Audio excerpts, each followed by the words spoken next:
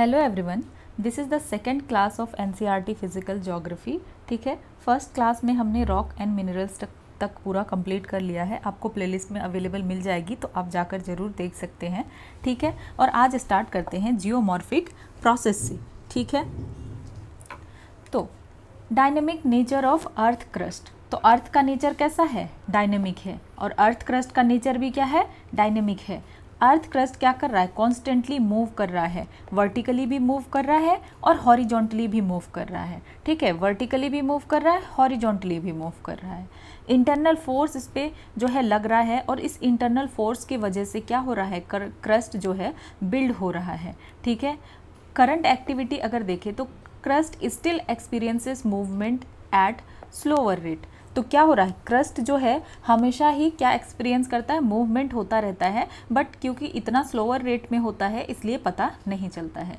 Then forces acting on earth surface. तो earth के surface पे क्या क्या फोर्स जो है जो कि एक्ट कर रही है? एक एंडोजेनिक फोर्सेस और एक एक्सोजेनिक फोर्सेस। ठीक है, एंडोजेनिक फोर्सेस कहने का मतलब क्या है? विद इन द अर्थ, अर्थ के अंदर से। ठीक है, तो ये अगर अर्थ है तो अर्थ के अंदर से ही जो है आ रहा है। ठीक है, तो अर्थ के अंदर से अगर आ रहा है तो ये क्या है? एंडोजेनिक फोर्सेस है। और ये क्या करता है? बिल्ड करता है लैंड फॉर्म्स को, जैसे कि वॉल्केनिज्म या डायस्ट्रोफिज्म। तो इसमें क्या होता है? लैंड फॉर्म बनता है। तो याद रखना है, एंडोजेनिक का एग्जाम्पल क्या है? वॉल्केनिज्म और डायस्ट्रोफिज्म। एंड एक्सोजेनिक जो है, एक्सोजेनिक मतलब ओरिजिनेट एक्सटर्नली, जैसे कि सनलाइट। ठीक है, सनलाइट मेनली किसके वजह से? सनलाइट एंड वियर डाउन और degrade land forms through process like erosion. तो अभी हम समझेंगे इरोजन। तो अब अगर एक्सटर्नल फोर्सेस की वजह से यहाँ चेंजेस हो रहा है अर्थ के सरफेस में, ठीक है, बाहरी फोर्सेस की वजह से, तो वो होगा एक्सोजेनिक फोर्सेस। ठीक है, और ये जो एक्सोजेनिक फोर्सेस है, एक्सोजेनिक फोर्सेस से क्या हो रहा है? वियरिंग डाउन, डिग्रेडेशन हो रहा है रिलीफ और एलिवेशन का। ठीक है, और फिलिंग ऑफ एग्राडेशन ऑफ बेसिन और depression on the earth surface. तो हो क्या रहा है कि ये एक्सोजेनिक प्रोसेस जो है इसके वजह से वियरिंग डाउन हो रहा है। क्या हो रहा है? डिग्रेडेशन हो रहा है, वियरिंग डाउन या डिग्रेडेशन हो रहा है। ठीक है, जैसे कि कोई रिलीफ फीचर है, अभी हम डिटेल में पढ़ेंगे। माउंटेन है तो यहाँ क्या हो रहा है? ये टूट फूट रही है। क्यों? क्योंकि यहाँ पे एक्सटर्नल फोर्स लग रहा है, सनलाइट, फिर अभी बहुत चीज़ पढ़ेंगे, फ्रॉस्ट, एयर। तो इन सब के वजह से ये वियरिंग डाउन हो रहा है। और वियरिंग डाउन होकर के फिर ये क्या कर रही है? जो तो ऊपर एलिवेशन है वहाँ से टूट रहा है, और फिर जो डिप्रेशन है, गड्ढा है या जो है डिप्रेस्ड जगह है, तो वहाँ पे बेसिन में, डिप्रेशन में भर रहा है। और उस प्रोसेस को क्या कह रहे हैं हम? एग्रेडेशन कह रहे हैं, डिग्रेडेशन हो रहे हैं कह रहे हैं। अगर ये टूट रहा है और फिर ये आके अगर फिल हो रहा है इस जगह पे, मतलब कोई भी डिप्रेशन में, तो उसको हम कहेंगे एग्रेडेशन। तो समझ में आया एग्रेडेशन क्या है? एग्रेडेशन का मतलब है कि फिल हो रहा है, एंड डिग्रेडेशन का मतलब है कि वियर डाउन हो रहा है। ठीक है, टूट फूट रहा है। ठीक है, अब देखते हैं जियोमॉर्फिक प्रोसेस। एंडोजेनिक और एक्सोजेनिक में हम क्या क्या देखने वाले हैं? एंडोजेनिक में हम देखेंगे डायस्ट्रोफिज्म, और एक्सोजेनिक में हम देखेंगे वेदरिंग और इरोजन। तो वेदरिंग में फिजिकल, केमिकल और बायोलॉजिकल तीनों तरह का वेदरिंग हो सकता है। और इरोजन में हम देखेंगे कि आइस के वजह से, रिवर वाटर, सी, विंड, अंडरग्राउंड वाटर, इन सब चीज़ों की वजह से इरोजन हो सकता है। देन इंडोजेनिक में डायस्ट्रोफिज्म, स्लो मूवमेंट होगा, और सडन में अर्थक्वेक और वॉल्केनो आएगा। ठीक है, और डायस्ट्रोफिज्म को और डिटेल में पढ़ेंगे, जिसमें इपीरियोजेनिक एंड ओरोजेनिक होगा। इपीरियोजेनिक अपवर्ड एंड डाउनवर्ड हो सकता है, ओरोजेनिक में टेंशन और कंप्रेशन हो सकता है। तो इन सारे वर्ड से डरना नहीं है। ठीक है, वैसे तो ये रिवीजन क्लास है, अगर आपने पहले से पढ़ रखा है तो बहुत अच्छा आपका रिवीजन हो जाएगा। और अगर आपने नहीं भी पढ़ा है और आपका फिजिकल ज्योग्राफी कंप्लीट नहीं है तो डरने की बात नहीं है, आपको समझ में आ जाएगा जो भी कॉन्सेप्ट है। और ज्योग्राफी की यही बात अच्छी होती है कि अगर आपको कॉन्सेप्ट समझ में आ गया तो फिर आपको बार बार इसको रटना नहीं पड़ता है। ठीक है, सो ग्रेडेशन। ग्रेडेशन का मतलब एग्रेडेशन हमने देखा कि इसका मतलब क्या हो रहा है? कि फिल हो रहा है। तो ग्रेडेशन का मतलब हो गया levelling earth surface by breaking down elevation and filling depression. तो ये ग्रेडेशन का मतलब है कि अर्थ को लेवल करना, एक लेवल पे लाना, ठीक है। तो ये कंटिन्यू होता रहेगा। तो ब्रेक डाउन भी होगा, एलिवेशन का जो भी एलिवेशन होगा, ऊंचा जगह होगा, वहाँ से ब्रेक डाउन होगा और फिर फिल करेगा, जो गड्ढा होगा, नीचा जगह होगा, उस डिप्रेशन को ये फिल करेगा, ठीक है। तो अब देख लेते हैं कि रिलीफ वेरिएशन क्या है। तो एज एंडोजेनिक प्रोसेस बिल्डअप, जैसे एंडोजेनिक प्रोसेस होता है और exogenic process, endogenic process mainly क्या करती है, बिल्ड करती है, बनाती है, ठीक है, और एक्सोजेनिक प्रोसेस जो है वियर डाउन करती है, ठीक है, सारी चीज़ों को तोड़ती फोड़ती है। और these variation persist over time, और ये चीज़ होता रहता है, ठीक है। क्या होता है कि इंडोजेनिक प्रोसेस से बना और एक्सोजेनिक प्रोसेस से फिर उसको लेके गए, वो उसमें वियरिंग डाउन हुआ, ठीक है। रिलीफ, और हम रिलीफ किसको कहते हैं देख लेते हैं। Relief refers to the variation in elevation and land forms on the earth. तो रिलीफ फीचर कहने का सिंपल सी ये बात है कि कहीं तो हम एलिवेशन देखते हैं, कहीं हम सिंपल लैंड फॉर्म्स देखते हैं, फ्लैट लैंड फॉर्म्स देखते हैं। तो ये जो वेरिएशन होता है एलिवेशन में और लैंड फॉर्म्स में, तो इसमें जो वेरिएशन हम देखते हैं कि डिफरेंट टाइप का, तो इसी को हम कहते हैं रिलीफ फीचर, ठीक है। इसमें mountains, plateau, plain, hills, valleys, depression सब कुछ ऐड हो रहेगा, ठीक है, रिलीफ वेरिएशन में। और इंडोजेनिक प्रोसेस का मेनली काम क्या है कि ये लैंड बिल्डिंग फोर्सेस है, और एक्सोजेनिक प्रोसेस का मेनली काम क्या है कि ये लैंड वियरिंग फोर्सेस है। क्या है, ये लैंड वियरिंग फोर्सेस है। इंडोजेनिक प्रोसेस जो है मेनली लैंड बिल्डिंग फोर्सेस है, ठीक है। अब देखते हैं जियोमॉर्फिक प्रोसेस के बारे में। Forces causing changes to earth surface. तो जियोमॉर्फिक प्रोसेस क्या है कि ये ऐसा फोर्स है जिसके वजह से कि आज जो अर्थ का सरफेस है हम ऐसा देख रहे हैं, ठीक है। इसमें फिजिकल और केमिकल इंटरेक्शन के थ्रू क्या होता है, अर्थ का सरफेस चेंज होता है, ठीक है। जिसमें इंडोजेनिक जियोमॉर्फिक प्रोसेस में हमने देखा डायस्ट्रोफिज्म और वॉल्केनिज्म होगा, और एक्सोजेनिक जियोमॉर्फिक प्रोसेस में weathering, mass wasting, erosion, deposition, ये सारी चीज़ें होगी। अब ये जियोमॉर्फिक एजेंट्स क्या हैं, तो एजेंट्स क्या होते हैं, agents are medium that move earth's material. तो एजेंट्स है कि मीडियम है जो अर्थ के मटेरियल को क्या कर रहे हैं, मूव कर रहे हैं, ठीक है। जैसे एग्जांपल देखें, विंड, वाटर, आइस, वेव्स, तो ये सब कुछ क्या है, जियोमॉर्फिक एजेंट्स है जो कि मूव कर रहे हैं अर्थ के मटेरियल को। एजेंट का काम क्या होता है, यहाँ से वहाँ ले जाना, तो बेसिकली ये अर्थ के मटेरियल को मूव कर रहे हैं, इसीलिए इसका नाम क्या है, जियोमॉर्फिक एजेंट है। These agent require transport material. तो अब ये कहीं ले करके जाएंगे तो इनको कुछ तो ट्रांसपोर्ट मटेरियल चाहिए, ठीक है। तो these agent acquire and transport material over slopes and deposit them at lower level. तो क्या कहने का मतलब है कि ये स्लोप से, जैसे कि अगर इसको स्लोप मिलेगा तो ये मटेरियल कैसे जाएगा, अगर ये सपोज ये फ्लैट एरिया है तो यहाँ से मटेरियल ज़्यादा जाएगा, या अगर इस तरीके से स्लोप है तो स्लोप से खिसक कर जल्दी जाएगा, तो स्लोप से ये ज़्यादा जाएगा। तो ये मटेरियल उठाते हैं और वो स्लोप से होकर के जाते हैं और फिर लोअर लेवल पे ला करके जमा कर देते हैं, ठीक है। तो a process is a force applied on earth materials affecting the same. तो प्रोसेस क्या होता है, तो प्रोसेस जो है, ये प्रोसेस क्या है, फोर्स है जो कि अप्लाई हो रहा है अर्थ के मटेरियल पे, ठीक है। अब ग्रेविटी का रोल देखते हैं कि ये जो चीज़ें ये एजेंट्स लेके जा रहे हैं, ठीक है, तो क्या इनको कोई भी रोल है ग्रेविटी का, कैसे लेके जा रहे हैं ये। तो ग्रेविटी इनिशिएट करती है जितना भी डाउन हिल मूवमेंट होता है, जो ये जो हिल है और डाउन हिल मूवमेंट जितना भी होता है ये ग्रेविटी के वजह से होता है। ये क्रिएट करते हैं gradient needed for erosion, transportation और डिपोजिशन। तो ये क्या क्रिएट करते हैं, ग्रेडियंट क्रिएट करते हैं जो कि ज़रूरी है इरोजन के लिए, ट्रांसपोर्टेशन के लिए और डिपोजिशन के लिए। तो हील से डाउनवर्ड मूवमेंट कैसे होगा, तो स्लोप जितना होगा, ठीक है, स्लोप जिस हिसाब से होगा तो उतना ज़्यादा जो है मूवमेंट फास्ट होगा, ठीक है।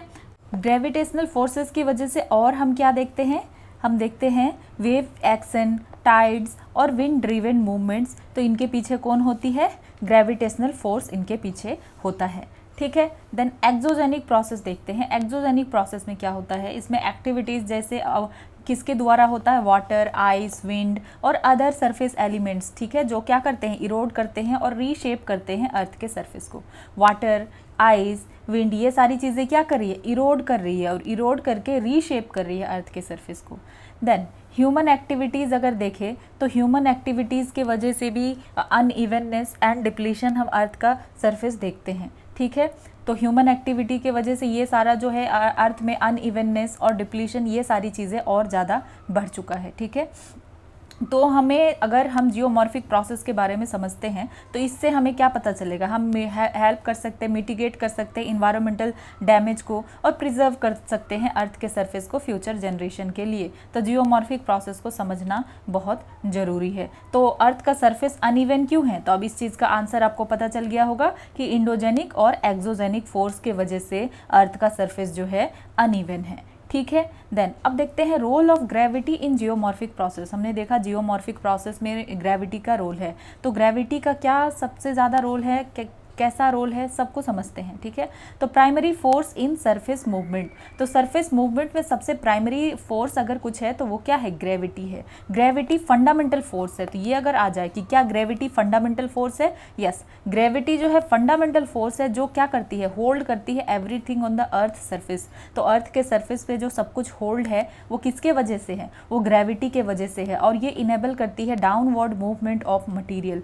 और ग्रेविटी के वजह से ही हर चीज़ें क्या होती है, डाउनवर्ड उसका मूवमेंट होता है। ठीक है, और ये एसेंशियल है कुछ प्रोसेस के लिए, जैसे कि मास वेस्टिंग और अदर इरोजनल प्रोसेस के लिए। तो प्राइमरी फोर्स है सरफेस मूवमेंट में ग्रेविटी, और इनडायरेक्ट इफेक्ट अगर देखें तो ग्रेविटी इनडायरेक्टली ड्राइव करती है tidal force, wave action, wind currents, influence करती है जियोमॉर्फिक एजेंट को, और इन्हेंस करती है इरोजन और ट्रांसपोर्टेशन। ग्रेविटी के वजह से इरोजन और ट्रांसपोर्टेशन क्या होता है, और ज़्यादा होता है। ठीक है, then formation of gradients, gravity जो है ग्रेडियंट्स क्रिएट करती है जो कि ज़रूरी है, नेसेसरी है movements of material. For example water flows down hill. ठीक है, winds move high pressure to low pressure areas. तो ग्रेविटी के वजह से ये ग्रेडियंट क्रिएट होता है कि हम वाटर क्या देखते हैं, अगर वाटर फ्लो हो रहा है तो क्या वाटर ऐसे जाता है, नहीं, नीचे से ऊपर जा रहा है, नहीं, वाटर क्या हो रहा है, ऊपर से नीचे की तरफ आ रही है, डाउन हिल आ रही है। ठीक है, तो ये ग्रेडियंट कौन क्रिएट कर रहा है, ये ग्रेडियंट क्रिएट कर रहा है ग्रेविटी। और विंड्स जो हम देखते हैं कि अगर कहीं पे ज़्यादा प्रेशर है, ठीक है, हाई प्रेशर एरिया है, ठीक है, इस जगह में सपोज इस पोर्शन पे हाई प्रेशर है और कहीं पे है कम प्रेशर है, तो विंड कहाँ मूव करेगी, तो यहाँ ग्रेडियंट क्रिएट हो रहा है। क्या हो रहा है, अब विंड जो है हाई प्रेशर एरिया से लो प्रेशर एरिया पे जाएगी कि जिस जगह पे कम प्रेशर है। तो हम विंड में तो इस चीज़ को काफ़ी बार पढ़ेंगे जब हम जो है वेदर और क्लाइमेट के बारे में पढ़ेंगे। ठीक है, तो अभी समझना है कि इसके पीछे भी रीज़न कौन है, ग्रेविटी है। ठीक है, then essential for erosion and deposition, तो इरोजन और डिपोजिशन के लिए ग्रेविटी बहुत ज़रूरी है। बिना ग्रेविटी के इरोजन, ट्रांसपोर्टेशन, डिपोजिशन ये पॉसिबल नहीं हो पाएगा। ये प्रोसेस क्या करती है, किस चीज़ पे रिलाई करती है, rely on directional movement of material across slope. ठीक है, तो स्लोप के अक्रॉस हम क्या देखते हैं, डायरेक्शनल मूवमेंट, ठीक है, मटेरियल का। तो इरोजन और डिपोजिशन के लिए ग्रेविटी का बहुत बड़ा रोल है, इसके बिना पॉसिबल नहीं हो पाएगा। देन इन्फ्लुएंस ऑन टेक्टोनिक्स, तो क्या टेक्टोनिक्स पे ग्रेविटी का कोई रोल है, जो हमने प्लेट टेक्टोनिक्स देखा, तो क्या कोई रोल है, यस है। ग्रेविटी प्ले करती है रोल जो है मेंटल कन्वेक्शन में। हमने क्या देखा कि मेंटल के अंदर जो है कन्वेक्टिव सेल है, ठीक है, और ये हमने देखा कि इस सेल की वजह से जो है चीज़ें बाहर आती है। ठीक है, तो ग्रेविटी रोल प्ले करती है मेंटल के कन्वेक्शन में and the subduction of tectonic plate, और टेक्टोनिक प्लेट के सबडक्शन में, जो कि इनडायरेक्टली शेप करती है जो है फीचर, ठीक है, अर्थ के फीचर को थ्रू टेक्टोनिक एक्टिविटी। तो ये हमने देख लिया। तो जो अगर इन समरी हम समझना चाहे तो ग्रेविटी जो है प्राइमरी ड्राइवर है सारे जियोमॉर्फिक प्रोसेस का, जो मूवमेंट के लिए, और जो क्या करती है जियोमॉर्फिक प्रोसेस ये ज़रूरी है अर्थ के सरफेस को रीशेप करने के लिए। ठीक है, अब एंडोजेनिक प्रोसेस को हम डिटेल से देखते हैं। तो एंडोजेनिक प्रोसेस हमने देख लिया कि अर्थ के विदिन, अंदर से यहाँ से फोर्स लग रहा है। तो सोर्स ऑफ एनर्जी अगर देखें तो सोर्स ऑफ एनर्जी क्या है कि एनर्जी जो है अंदर से ही आ रही है, emanating from with in the अर्थ। ठीक है, is the driving force behind endogenic geomorphic process. तो अंदर से जो फोर्स आ रहा है वही जियोमॉर्फिक प्रोसेस का ड्राइविंग फोर्स है। और ये एनर्जी प्राइमरीली जनरेट कैसे होता है, हमने हीट में भी देखा था कि हीट में कैसे जनरेट होता है, रेडियो एक्टिविटी और जो है रेसिडुअल हीट, ये देखा था कि अर्थ के विदिन जो है कैसे हीट है। ठीक है, ये हमने देखा था। तो एनर्जी जो है प्राइमरीली कहाँ से आ रहा है, रेडियो एक्टिविटी से आ रहा है, टाइडल फ्रिक्शन से आ रहा है। किस चीज़ से आ रहा है, अर्थ के विदिन में अगर हम देखते हैं तो रेडियो एक्टिविटी से आ रहा है और टाइडल फ्रिक्शन से आ रहा है। Then primordial heat from the earth earth's origin, और कहाँ से आ रहा है, जो अर्थ का रेसिडुअल हीट है, प्रीमोर्डाइल हीट है, पहले का हीट है, उससे आ रहा है। ठीक है, अब समझते हैं जियोथर्मल ग्रेडियंट्स। जियोथर्मल ग्रेडियंट्स का रोल, जियोथर्मल ग्रेडियंट्स क्या है, जो हीट है वो फ्लो कर रही है विद इन द अर्थ, अर्थ के अंदर हीट है, ये हमने देखा है ऑलरेडी पिछली क्लास में। तो हीट फ्लो कर रही है within the earth due to geothermal gradients. तो जियोथर्मल ग्रेडियंट्स के वजह से अर्थ जो है हीट क्या कर रही है, अर्थ के विद इन फ्लो कर रही है, हमने ऑलरेडी मेंटल में देखा था, लीड्स टू डायस्ट्रॉफिज्म। तो इसके वजह से डायस्ट्रॉफिज्म होता है। डायस्ट्रॉफिज्म का क्या मतलब है, the deformation of earth crust, earth का क्रस्ट डिफॉर्म होता है। और वॉल्केनिज्म, वॉल्केनो फॉर्मेशन होता है। तो जियोथर्मल ग्रेडियंट से हम क्या समझ सकते हैं, जो हीट है अर्थ के विद इन, ठीक है, ये क्यों है, ड्यू टू जियोथर्मल ग्रेडियंट्स, क्योंकि वहाँ पे भी तो जियोथर्मल ग्रेडियंट्स है। ग्रेडियंट्स हमने कैसे देखा, कि हमने देखा कि अगर हाई प्रेशर से लो प्रेशर में हीट जो है, विंड जो है मूव कर रही है, तो सेम उसी तरीके से जियोथर्मल ग्रेडियंट भी क्रिएट होता है, जिसके वजह से डायस्ट्रॉफिज्म होता है। मींस क्या होता है, डिफॉर्म होता है अर्थ का क्रस्ट, और वॉल्केनिज्म हम देखते हैं। ठीक है, देन क्रस्टल वेरिएबिलिटी, तो जो ये एक्शन है इंडोजेनिक फोर्सेस, तो ये अनइवन है, एक जैसा तो होता नहीं है, अनइवन है, जिसके वजह से हम देखते हैं tectonically controlled crustal surface are not uniform. तो हम क्या देखते हैं कि क्या टेक्टोनिक हर जगह सेम होता है, हर जगह सेम नहीं होता है। जिस जगह पे ज़्यादा फोर्स लगा वहाँ का प्लेट भी हमने देखा था कि प्लेट का मूवमेंट भी सेम नहीं है, और टेक्टोनिक एक्टिविटी भी सेम नहीं है। तो this variability is influenced by thickness and strength of earth crust in different areas. तो क्या हमने देखा ऑलरेडी कि अर्थ का क्रस्ट भी हर जगह सेम नहीं है, कहीं पे कम है, ओशियनिक क्रस्ट हम देखते हैं कम थिक है, और कॉन्टिनेंटल क्रस्ट हम देखते हैं कि ज़्यादा थिक है। तो इस तरीके से क्रस्टल वेरिएबिलिटी होता है। तो ये जो सारा क्रस्टल वेरिएबिलिटी क्यों है, क्योंकि जो इंडोजेनिक फोर्सेस है, क्या पूरे अर्थ में जो ये फोर्स लग रही है, क्या एक बराबर लग रही है, क्या नहीं लग रही है। ठीक है, कहीं पे हो सकता है कि ये ज़्यादा एक्ट कर रही है, फ्रीक्वेंटली एक्ट कर रही है, कहीं पे हो सकता है ये कम एक्ट कर रही है। तो उसके अकॉर्डिंग जो है होता है, और ये थिकनेस पे और स्ट्रेंथ पे अर्थ की क्रस्ट का जो है उससे भी इन्फ्लुएंस होता है। सपोज अगर यहाँ पे थिकनेस बहुत ज़्यादा है, ठीक है, अप टू हम देख रहे हैं कि 150 किलोमीटर है, सपोज लेट्स फॉर एग्जांपल, और यहाँ पे जो है क्रिस्टल थिकनेस सिर्फ 50 ही है, तो यहाँ पे इजी होगा फोर्स लगाना, यहाँ पे थोड़ा टफ होगा फोर्स लगाना। तो ये सारी चीज़ें हैं। ठीक है, अब देखते हैं डायस्ट्रॉफिज्म क्या है। Diastrophism refers to all process that move elevate and build up portion of earth crust. तो डायस्ट्रॉफिज्म क्या है, जो भी प्रोसेस है जो कि मूव करता है अर्थ के क्रस्ट को, एलिवेट करता है और बिल्ड करता है, बनाता है, तो ये डायस्ट्रॉफिज्म है। ठीक है, याद रहेगा क्या है डायस्ट्रॉफिज्म, मूव करता है, एलिवेट करता है और बिल्डअप करता है अर्थ के क्रस्ट को। अगर की प्रोसेस देखें तो डायस्ट्रॉफिज्म में दो प्रोसेस होता है, ओरोजेनिक, ओरो का मीन्स क्या होता है, माउंटेन, याद रखना है, हम रेनफॉल में भी पढ़ेंगे ओरोग्राफिक रेनफॉल, तो उसका मतलब क्या होता है, ओरो माउंटेन। तो ओरोजेनिक का मतलब हो गया माउंटेन बिल्डिंग। तो इसमें क्या होगा, सीवियर फोल्डिंग देखने के लिए मिलेगा अर्थ क्रस्ट का, और ये अफेक्ट करेगा लॉन्ग एंड नैरो बेल्ट्स को अर्थ के क्रस्ट का, और फिर यहाँ पे फॉर्मेशन होगा माउंटेन रेंजेस का। ठीक है, ओरोजेनिक प्रोसेस का मतलब क्या हो गया, सिंपल याद रखना, ओरो मीन्स माउंटेन, माउंटेन बिल्डिंग। और इपीरियोजेनिक प्रोसेस का मतलब हो गया कॉन्टिनेंटल बिल्डिंग। तो इपीरियोजेनिक का मतलब क्या हो गया, कॉन्टिनेंटल बिल्डिंग। तो इसमें क्या होता है, अपलिफ्ट होता है और वार्पिंग होता है large portion of earth crust का। तो अर्थ क्रस्ट का हम क्या देखते हैं, अपलिफ्ट और वार्पिंग। यहाँ पे सिंपल डिफॉर्मेशन होता है, ठीक है, और यहाँ पे अगर हम देखें तो लॉन्ग और narrow belt of earth crust जो है इफेक्ट होता है। ठीक है, और यहाँ सिंपल डिफॉर्मेशन होता है। इपीरियोजेनिक कहने का मतलब है कॉन्टिनेंट बिल्डिंग, एंड ओरोजेनिक कहने का मतलब है माउंटेन बिल्डिंग। ठीक है,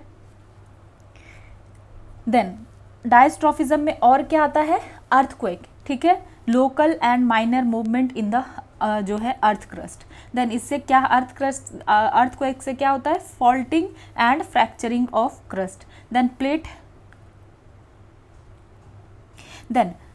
प्लेट टेक्टोनिक अगर हम देखें, ठीक है, तो इसमें क्या इन्वॉल्व होता है, horizontal movement of crustal plane. तो यहाँ क्या इन्वॉल्व होता है, horizontal movement of crustal plane, और इसके वजह से क्या होता है, leads to shifting and deformation of earth surface. तो हमने क्या क्या देखा कि की प्रोसेस अगर हम देखें, डायस्ट्रॉफिज्म का मतलब हमने समझा कि ऐसा प्रोसेस जिससे कि मूव, एलिवेट और बिल्डअप होता है अर्थ का क्रस्ट, ठीक है। या तो अर्थ का क्रस्ट मूव कर रहा है, या एलिवेट हो रहा है, या बिल्ड हो रहा है, बन रहा है, तो इस प्रोसेस को हम क्या कहते हैं, डायस्ट्रॉफिज्म होता है, कहते हैं। की प्रोसेस हमने देखा, orogenic mountain building, epeirogenic continental building, then earth crust में फल्टिंग और फ्रैक्चरिंग होता है, एंड देन प्लेट टेक्टोनिक, इसमें हम देखते हैं horizontal movement of crystal plates, ठीक है। क्या होता है प्लेट टेक्टोनिक में, अगर ये प्लेट्स हैं, ठीक है, दो प्लेट्स, तो ये हॉरिजॉन्टली मूव कर रहे हैं ना, तो horizontally movement of crustal planes, और इसके वजह से शिफ्टिंग होता है और डिफॉर्मेशन होता है अर्थ का। नेक्स्ट, तो डायस्ट्रॉफिज्म में हम क्या देख रहे हैं कि फॉल्ट क्रिएट हो रहा है, और यहाँ पे फॉल्ट में हम क्या देख रहे हैं, ये अपवर्ड डाउनवर्ड मूवमेंट हो रहा है, और इस तरीके से क्या क्रिएट हो रहा है, फोल्ड क्रिएट हो रहा है, ठीक है। सिंक्लाइन देन एंटीक्लाइन, ये सारा चीज़ क्या हो रहा है, क्रिएट हो रहा है। तो डायस्ट्रॉफिज्म का इफेक्ट अगर हम देखें तो यहाँ क्या होता है, changes in pressure, volume and temperature lead to metamorphism of rocks. तो डायस्ट्रॉफिज्म की वजह से क्या होता है, मेटामॉर्फिज्म होता है। हमने देखा था रॉक के मेटामॉर्फिज्म होने के लिए क्या चाहिए, प्रेशर चाहिए, वॉल्यूम चाहिए, टेम्परेचर चाहिए, तो ये जब हो जाएगा तो क्या होगा, रॉक का मेटामॉर्फिज्म होगा। और जैसे कुछ प्रोसेस है जैसे कि ओरोजेनी, इपीरियोजेनी, इसके वजह से क्या होता है, cause the formation of mountain and continental structures respectively. तो ये जो प्रोसेस है ओरोजेनी, इपीरियोजेनी, इसके वजह से क्या होता है, माउंटेन और कॉन्टिनेंट बनते हैं, हमने ऑलरेडी देख लिया। तो अगर हम समझना चाहे तो डायस्ट्रॉफिज्म क्या है, एक ब्रॉड टर्म है टेक्टोनिक प्रोसेस का, जो कि शेप करता है अर्थ के सरफेस को, including mountain building, continental deformation, mountain build हो रहा है, कॉन्टिनेंट डिफॉर्म हो रहा है, प्लेट मूवमेंट्स हो रहा है, और ये प्रोसेस जो है क्या कॉज कर रहे हैं, फोल्डिंग, फॉल्टिंग और फ्रैक्चर। तो क्या होगा, यहाँ पे हमें फोल्ड देखने के लिए मिलेगा, जैसे हमने यहाँ देखा कि यहाँ कैसे फोल्ड हो रहा है, और फॉल्ट हम कैसे देख रहे हैं, यहाँ पे हम देख रहे हैं फॉल्ट, ठीक है, इस तरीके से फॉल्ट क्रिएट हो रहा है, यहाँ फोल्डिंग हो रहा है एंड फॉल्टिंग हो रहा है, एंड देन हम फ्रैक्चर देखते हैं, ब्रेकेज होगा, ठीक है, which leads to changes in earth crust, और इसी की वजह से क्या होगा, अर्थ क्रस्ट में चेंज होगा और नया जियोलॉजिकल स्ट्रक्चर बनेगा। और एक चीज़ ध्यान रखने वाली बात है कि जो वॉल्केनिक एक्टिविटी है ये डायस्ट्रॉफिज्म का पार्ट नहीं है, क्योंकि इसमें एक्सपल्शन होता है मैग्मा, ऐश और गैसेस का, ठीक है, जो कि एक सेपरेट जियोमॉर्फिक प्रोसेस है जिसको हम वॉल्केनिज्म कहते हैं। तो ये जो है डायस्ट्रॉफिज्म का पार्ट वॉल्केनिक एक्टिविटी नहीं है, ठीक है। वॉल्केनिज्म फिर क्या है, वॉल्केनिज्म के बारे में हमने ऑलरेडी देख लिया, पर और देख लेते हैं। Volcanism refers to movement of molten rock magma from earth's interior, कि अर्थ के इंटीरियर से क्या होगा, जो मैग्मा होगा वो बाहर निकलेगा सरफेस की तरफ, और formation of both intrusive and extrusive volcanic form, और दोनों तरह का, इंट्रूसिव अंदर की तरफ अगर ये मैग्मा कूल होकर के ठंडा हो जाए, ठीक है, कूल हो जाए, तो ये इंट्रूसिव रॉक्स कहलाएगा, एंड देन ये अगर बाहर आता है सरफेस पे आके एक्सपल्शन होता है और कूल होकर के जो भी स्ट्रक्चर बनता है तो वो क्या होगा, वॉल्केनिक, एक्सट्रूसिव वॉल्केनिक फॉर्म्स होगा, ठीक है।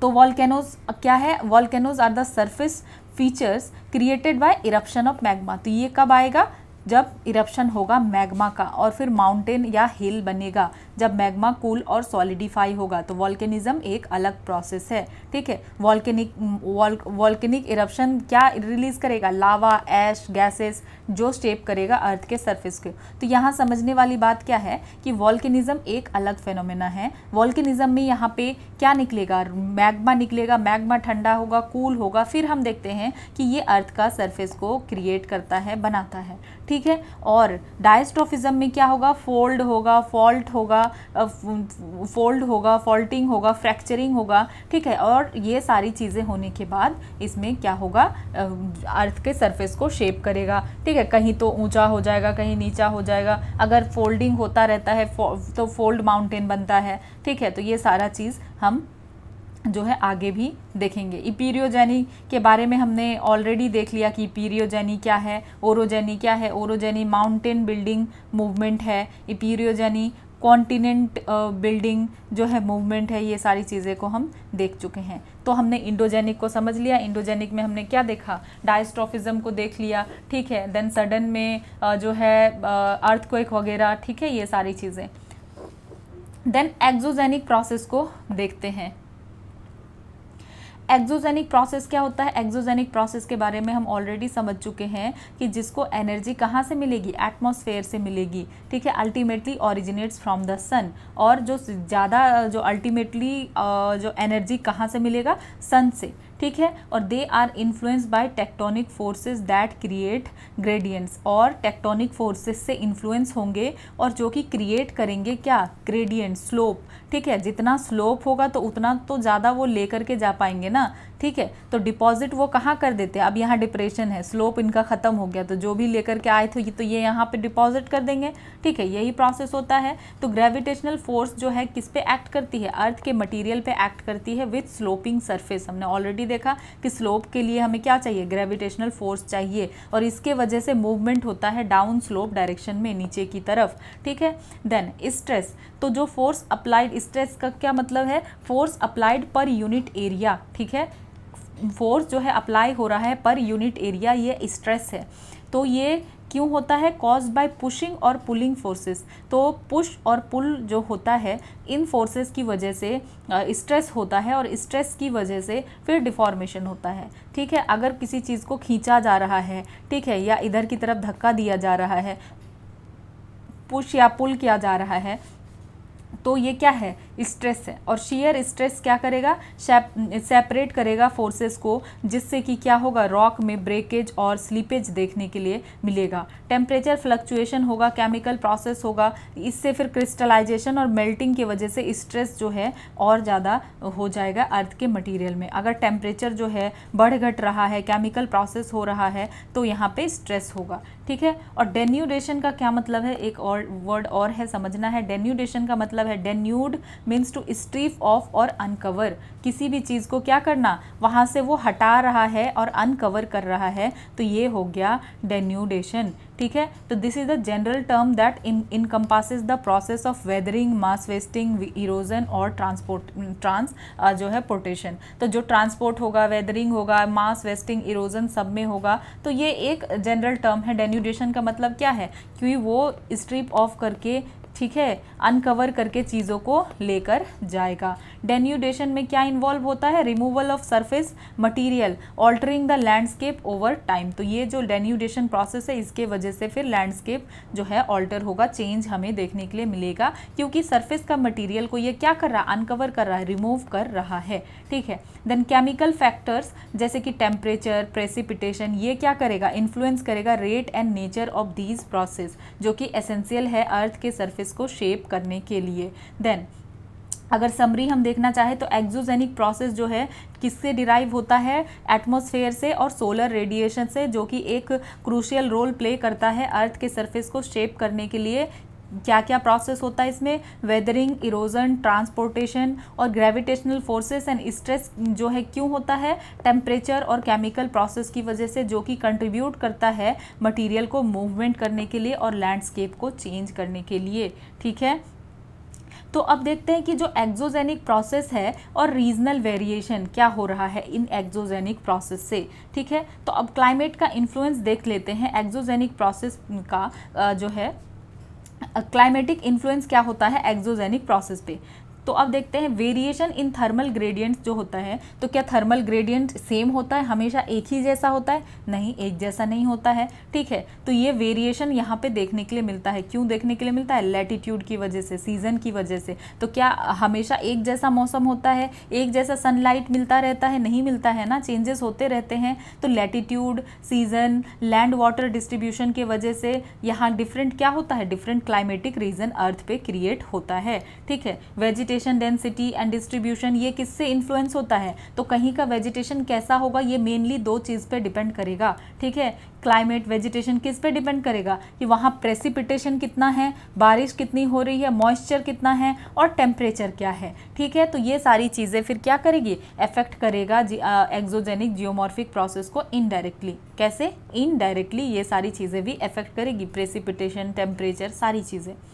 और लोकल क्लाइमेट वेरिएशन जो हम देखते हैं, ये किस लिए होता है? ठीक है, एल्टीट्यूड में अगर डिफरेंस है, एस्पेक्ट वेरिएशन, ठीक है, north south east west, waste facing slope, ये सारी चीज़ें क्या करेगी, ये जो एस्पेक्ट है किधर है इस पे डिपेंड करेगा। देन इंसोलेशन वेरिएशन, कितना सनलाइट जो है डिफरेंट जगह पे डिफरेंट स्लोप पे रिसीव हो रहा है, हो सकता है इस साइड में बहुत सनलाइट रिसीव हो रहा हो और इस साइड में कोई सनलाइट रिसीव ही नहीं हो रहा हो, ठीक है, तो ये सारी चीज़ें जो है हो सकती है। देन विंड वेलोसिटी और डायरेक्शन, देन प्रेसिपिटेशन और कैरेक्टरिस्टिक, ठीक है, कितना अमाउंट में प्रेसिपिटेशन हो रहा है, इंटेंसिटी क्या है, टाइप क्या है, then temperature variation, daily range क्या है, फ्रीजिंग एंड थॉविंग फ्रीक्वेंसी देखें अगर टेम्परेचर कैसा हो रहा है, क्या फ्रीजिंग है, नॉर्मल है, डेली रेंज क्या है, ठीक है, then depth of frost precipitation penetration की अगर फ्रॉस्ट है तो कितना फ्रॉस्ट है, थोड़ा बहुत है, बहुत ज़्यादा है, तो ये सारी चीज़ों को, ये सारी चीज़ें क्या करेगी, ये इफेक्ट करेगी एक्सोजेनिक प्रोसेस को, ठीक है। और हम जो वेदर और क्लाइमेट देखते हैं, वेजिटेशन डेंसिटी और उसका डिस्ट्रीब्यूशन देखते हैं, तो ये सारी चीज़ें किस पे डिपेंड करती है, प्रेसिपिटेशन और टेम्परेचर पे, ठीक है। अब देखते हैं rock type and structure influence. तो रॉक टाइप और स्ट्रक्चर इन्फ्लुएंस देखते हैं। तो जो स्ट्रक्चर ऑफ रॉक्स होता है, ठीक है, कैसे रॉक बनता है, folds, faults, bedding planes, mineral, hardness, chemical properties. तो अगर रॉक हम देखें, ठीक है, तो सारे प्रोसेस हमने देख लिया कि रॉक किस किस प्रोसेस से बन सकता है, सब कुछ हमने जान लिया। तो रॉक में स्ट्रक्चर में उसकी क्या हो सकता है, फोल्ड हो सकता है, फॉल्ट हो सकता है, बेडिंग प्लेन अगर देखें, मिनरल रॉक में कितना हार्डनेस है, क्या प्रॉपर्टीज़ है, तो ये इन्फ्लुएंस करता है how resistant rocks are to exogenic process. Simple सी बात है कि अगर कोई इंसान ज़्यादा मजबूत है, ठीक है, और कोई जो है सपोज़ अगर कोई इंसान है और वो ज़्यादा स्ट्रॉन्ग है और कोई है जो कमज़ोर है, तो अगर ये डेन्यूडेशन प्रोसेस होता है, डेन्यूडेशन प्रोसेस कहने का मतलब कि अगर मानते हैं कि कोई भी सपोज़ एक एग्जांपल लेते हैं कि अगर किसी भी तरह की ये स्ट्रॉन्ग है, ठीक है, कोई भी बीमारी कुछ भी होता है, तो क्या पहले इसको होगा या जो स्ट्रॉन्ग है उसको होगा? तो पहले जो है कमज़ोर को होगा, और कमज़ोर को होगा तो ज़्यादा होगा, स्ट्रॉन्ग को होगा तो कम होगा, क्योंकि इसकी इम्यूनिटी अच्छी है, ये झेल लेगा, ठीक है। तो सेम उसी तरीके से रॉक की भी बात होती है। तो क्या रॉक एक जैसा एक्सोजेनिक प्रोसेस हर जगह होगा? कोई भी चीज़ एक जैसा नहीं हो सकता है, क्योंकि हो सकता है कोई रॉक स्ट्रॉन्ग हो, वहाँ पे कम डेन्यूडेशन प्रोसेस हो, एंड कोई रॉक जो है अगर स्ट्रॉन्ग ना हो, वीक हो, तो वहाँ डेन्यूडेशन प्रोसेस जो है जो ज़्यादा लगेगा और कहीं कम लगेगा, ठीक है। Then mineral composition of rocks जो है हार्डनेस और परमेबिलिटी अफेक्ट करती है दियर रेसिस्टेंस। मतलब क्या है कि ये कितना रोक सकती है डेन्यूडेशनल प्रोसेस को या एक्सोजेनिक प्रोसेस को, ठीक है। तो सॉफ्ट रॉक अगर होगी तो ये ज़्यादा ससेप्टेबल होगी। जाहिर सी बात है कि अगर रॉक सॉफ्ट है, ठीक है, तो वेदरिंग और इरोजन क्या होगा, यहाँ ज़्यादा होगा। अगर हार्ड रॉक होगा तो ये रेसिस्ट करेगी वेदरिंग को, लेकिन स्टिल होगा यहाँ ग्रेजुअल ब्रेकडाउन तो होगा, ठीक है। कितना भी स्ट्रॉन्ग आदमी ही क्यों ना हो, लेकिन हो सकता है उसको कुछ ना कुछ तो बीमारी होगा ना, कुछ ना कुछ प्रॉब्लम होगी, कहीं से तो वो इफेक्ट होगा, ठीक है। ऐसा कोई नहीं है जिसको कोई प्रॉब्लम ही नहीं है। तो उसी तरीके से जो हार्ड रॉक है वो रेसिस्ट करेगा, लेकिन फिर भी उसमें कम से कम भी होगा, लेकिन ग्रेजुअल ब्रेकडाउन यहाँ पे होगा। रॉक में रेसिस्ट सर्टेन प्रोसेस, तो रॉक जो है कुछ प्रोसेस को रेसिस्ट कर सकते हैं, ठीक है। सम रॉक जो है, कुछ रॉक क्या करेंगे, रेसिस्ट करेंगे erosion, but are vulnerable to chemical weathering. अब ऐसा हो सकता है कि इरोजन तो इसमें नहीं हो रहा है, लेकिन केमिकल वेदरिंग बहुत ज़्यादा हो रही है, क्योंकि उनका कंपोजिशन और स्ट्रक्चर वैसा है, तो ये हो सकता है, ठीक है। Then interaction of geomorphic process and rock type, इसको समझते हैं कि जो जियोमॉर्फिक प्रोसेस और रॉक टाइप का इंट्रैक्शन होता है तो क्या होता है, ठीक है। तो जियोमॉर्फिक प्रोसेस हमने देखा क्या है, वेदरिंग, इरोजन, ये सब है। ये डिफरेंटली एक्ट करते हैं डिफरेंट टाइप के रॉक्स पे, ठीक है। कुछ रॉक जो है रेसिस्ट करते हैं कुछ जियोमॉर्फिक प्रोसेस को और इरोड करते हैं स्लोली, और अदर जो है जल्दी ब्रेक डाउन हो जाते हैं सिमिलर कंडीशन में, ये हमने ऑलरेडी देखा। The rate at which geomorphic process operate, ये वेरी करता है कि हर जगह जियोमॉर्फिक प्रोसेस सेम नहीं लगेगा विथ दियर रॉक टाइप। क्यों? अगर दो रॉक है, दोनों पे जियोमॉर्फिक प्रोसेस सेम लग रहा है, फिर भी जो है रॉक टाइप की वजह से वेरी कर रहा है, ठीक है। Differential resistance leads to formation of varied topographies over time. तो ऐसा अगर डिफरेंशियल रेसिस्टेंस से हम क्या देखते हैं, अलग तरीके का रेसिस्टेंस है, इसी वजह से हम अलग टाइप का जो है टोपोग्राफी देखते हैं, ठीक है। डिफरेंट तरह का हम फॉर्मेशन देखते हैं टोपोग्राफीज का ओवर टाइम, ठीक है। तो यहाँ हम इसमें देख सकते हैं कि फ्रेश रॉक में जो है zone of little chemical alteration, किस जोन पे कम केमिकल ऑल्ट्रेशन है। 3 वाले पोर्शन में अगर हम देखें तो zone of moderate to good chemical alteration है। तो यहाँ पे आप देख सकते हैं इस पोर्शन पे क्या है, zone of moderate to good chemical alteration. ये 4 वाला जो जोन है यहाँ क्या है, क्ले मिनरल जोन है। 5th वाला जो जोन है ये zone of dominance of oxide और एल्यूमिनियम है। तो ये 5th वाला जोन में हम क्या देख रहे हैं, यहाँ ऑक्साइड और जो है एल्यूमिनियम बहुत ज़्यादा है। 6th वाला सॉइल जो है यहाँ पे ऑक्साइड्स ऑफ आयरन और एल्यूमिनियम है, ठीक है। तो यहाँ पे आप देख सकते हैं कि टुंड्रा, टाइगा, स्टेपी में, सेमी डेजर्ट और डेजर्ट में, सवाना में, ये सारी चीज़ों में हम देख सकते हैं कि प्रेसिपिटेशन और टेम्परेचर का क्या फ़र्क पड़ रहा है, ठीक है। इधर आप देख सकते हैं प्रेसिपिटेशन एंड देन इधर आप देख सकते हैं कि क्या इसमें डिफरेंस हो रहा है और क्या फ़र्क पड़ रहा है, ठीक है। अगर लॉन्ग टर्म इफ़ेक्ट देखें, ठीक है, तो मोस्ट एक्सोजेनिक प्रोसेस जो है स्लोली ऑपरेट करता है और may be imperceptible over short period. तो ज़्यादातर एक्सोजेनिक प्रोसेस क्या है, ये बहुत ही स्लो जो है ऑपरेट करता है। तो ऐसा लग सकता है कि मतलब शॉर्ट पीरियड में कि कुछ पता नहीं चल रहा है, लेकिन हाउएवर लॉन्ग पीरियड में क्या होगा, कंटिन्यूड एक्शन जो होता रहेगा एक्सोजेनिक प्रोसेस का, तो इससे फटीग क्रिएट होगा रॉक में और सिग्निफिकेंट चेंजेस जो है लैंडस्केप में देखने के लिए मिलेगा, ठीक है। तो अगर हम समझना चाहें कि डिफरेंसेस जो होता है अर्थ के सरफेस में, ये प्राइमरीली किससे रिलेटेड है, ठीक है। Differences in earth surface are primarily related to crustal evolution, ठीक है, और variation in rock type and structure और differential rate of geomorphic process, ठीक है। तो ये जो हम क्या देखते हैं कि डिफरेंस होता है अर्थ के सरफेस में, तो ये अर्थ के सरफेस में डिफरेंस बेसिकली किसके लिए है, क्रस्ट में जो क्रिस्टल इवोल्यूशन मीन्स कोई क्रस्ट थिक है, कोई थिन है, देन रॉक टाइप और स्ट्रक्चर में अलग अलग है, then differential rate of geomorphic process, ठीक है। और इसी फैक्टर के वजह से जो है हम परसिस्टेंट वेरिएशन अर्थ के सरफेस में देखते रहते हैं, जो है even after million years of evolution, ठीक है। तो ये सारी चीज़ें हमने ऑलरेडी देख लिया। हमने जो देखा डेन्यूडेशनल प्रोसेस का मतलब हमने समझा कि टू स्ट्रिप ऑफ या अनकवर। डेन्यूडेशनल प्रोसेस में क्या क्या आएगा, वेदरिंग, ठीक है, मास मूवमेंट, इरोजन, ट्रांसपोर्टेशन, ये सब कुछ जो है डेन्यूडेशन एक कॉमन टर्म है। इसके अंदर वेदरिंग आएगा, मास मूवमेंट आएगा, इरोजन और ट्रांसपोर्टेशन आएगा। तो वेदरिंग के लिए जो है ड्राइविंग फोर्स और एनर्जी क्या है, तो वेदरिंग के लिए gravitational, molecular stress and chemical action जो है वेदरिंग के लिए रिस्पॉन्सिबल है। मास मूवमेंट के लिए ग्रेविटेशनल फोर्स और इरोजन और ट्रांसपोर्टेशन के लिए काइनेटिक एनर्जी। तो इस चीज़ को याद रखना है। तो वेदरिंग के लिए क्या ड्राइविंग फोर्स है, ग्रेविटेशनल, मॉलिक्यूलर स्ट्रेस एंड और केमिकल एक्शन। मास मूवमेंट के लिए ग्रेविटेशनल फोर्स और इरोजन के लिए काइनेटिक एनर्जी, ठीक है। तो यहाँ तक हमने पूरा देख लिया। अब मूव करते हैं, अब वेदरिंग को समझते हैं। हमने देखा डेन्यूडेशनल प्रोसेस में वेदरिंग आता है, ठीक है। डेन्यूड का मतलब क्या होता है, टू स्ट्रिप ऑफ या अनकवर करना या चीज़ों को इधर उधर ट्रांसपोर्ट करना, ले जाना, वेदरिंग करना, सब कुछ आता है डेन्यूडेशनल प्रोसेस में। तो वेदरिंग अगर देखें डेफिनेशन क्या है वेदरिंग का, कि ये मैकेनिकल डिसइंटीग्रेशन है। यहाँ पे क्या हो रहा है, मैकेनिकली डिसइंटीग्रेट हो रहा है और केमिकली डीकम्पोज हो रहा है। Chemically decomposition of rocks due to action of weather and climate elements, ठीक है। तो वेदर और क्लाइमेट की वजह से हम क्या देखते हैं कि मैकेनिकली जो है रॉक टूट रहा है, केमिकली डीकम्पोज हो रहा है, ठीक है। तो ट्रांसपोर्टेशन जो है, ट्रांसपोर्टेशन की वजह से क्या होता है, transportation involve the movement of material over distance. तो ट्रांसपोर्ट का मतलब है कि मटेरियल को ये दूर तक लेकर के जा रहा है।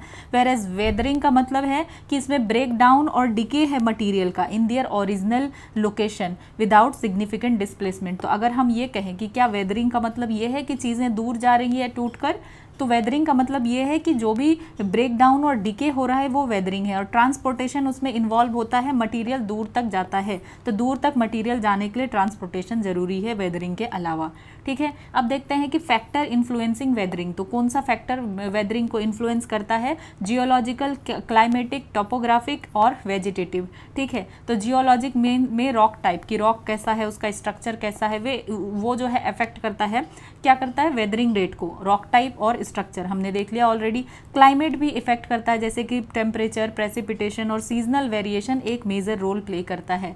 देन टोपोग्राफी में अगर हम देखें तो स्लोप कैसा है, एल्टीट्यूड, देन एस्पेक्ट जो है कैसा है, ये सारा चीज़ जो है इफेक्ट करता है कि ये वेदरिंग जो है रॉक पे कैसे काम करेगा। देन वेजिटेशन, प्लांट का वेजिटेटिव में हम क्या देखते हैं, प्लांट का root organic material can enhance weathering by producing chemicals that speed up the process by physically breaking down rock apart. Means क्या है, रॉक्स अपार्ट, तो मीन्स ये है कि प्लांट जो है, प्लांट रूट और ऑर्गेनिक मटेरियल ये इन्हेंस कर सकती है वेदरिंग प्रोसेस को, और फर्दर ये प्रोड्यूस कर सकती है केमिकल, जिससे कि ये प्रोसेस और भी ज़्यादा फास्ट हो जाए। ठीक है, तो हम यहाँ देख रहे हैं कि एक्सफोलिएशन हो रहा है, इस प्रोसेस में क्या हो रहा है, एक्सफोलिएट हो रहा है, होकर के ये बाहर आ रहा है।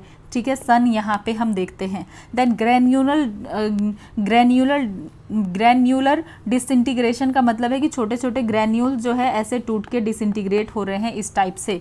ठीक है, और बायोलॉजिकल वेदरिंग में हम देखते हैं कि इस तरीके से प्लांट का रूट और प्लांट्स वगैरह भी इफेक्ट करते हैं। देन फ्रॉस्ट एक्शन हम देख रहे हैं कि यहाँ पे जो है अगर बर्फ फ्रॉस्ट हो रहा है, ठीक है, तो आइस के वजह से हम फ्रॉस्ट एक्शन देखते हैं, इसके वजह से भी रॉक में टूटता है। तो ये सारा वेदरिंग का प्रोसेस है। अब देखते हैं टाइप्स ऑफ वेदरिंग प्रोसेस। तो वेदरिंग कितने तरह का होता है, तो इसमें केमिकल वेदरिंग प्रोसेस है।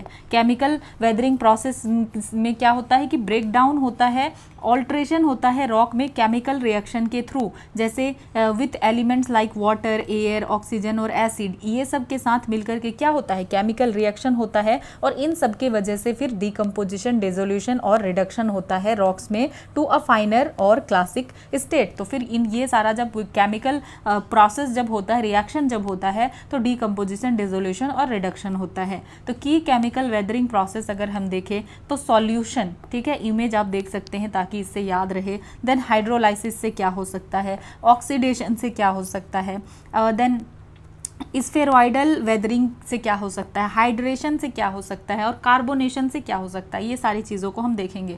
तो इस सबसे पहले तो इस पिक्चर से आप ये याद रख सकते हैं कि केमिकल वेदरिंग प्रोसेस में क्या क्या आ रहा है, सॉल्यूशन आ रहा है, हाइड्रोलाइसिस आ रहा है, ऑक्सीडेशन आ रहा है, कार्बोनेशन आ रहा है, स्फेरॉइडल वेदरिंग आ रहा है, और हाइड्रेशन आ रहा है। तो हाइड्रेशन में भी क्या आ रहा है, जो है केमिकल वेदरिंग प्रोसेस है। तो ये सारी चीज़ों को याद रखना, स्फेरॉइडल वेदरिंग में भी होता है। ठीक है, तो केमिकल में हम देखते हैं सॉल्यूशन, ठीक है, और डिसोल्यूशन। इसमें क्या होता है देखते हैं कि वाटर जो है, वाटर डिजॉल्व्स मिनरल, वाटर क्या करता है, डिजॉल्व करता है मिनरल्स को, पर्टिकुलरली सॉल्ट या कुछ सॉल्युबल मिनरल्स जैसे कि हैलाइट और जिप्सम।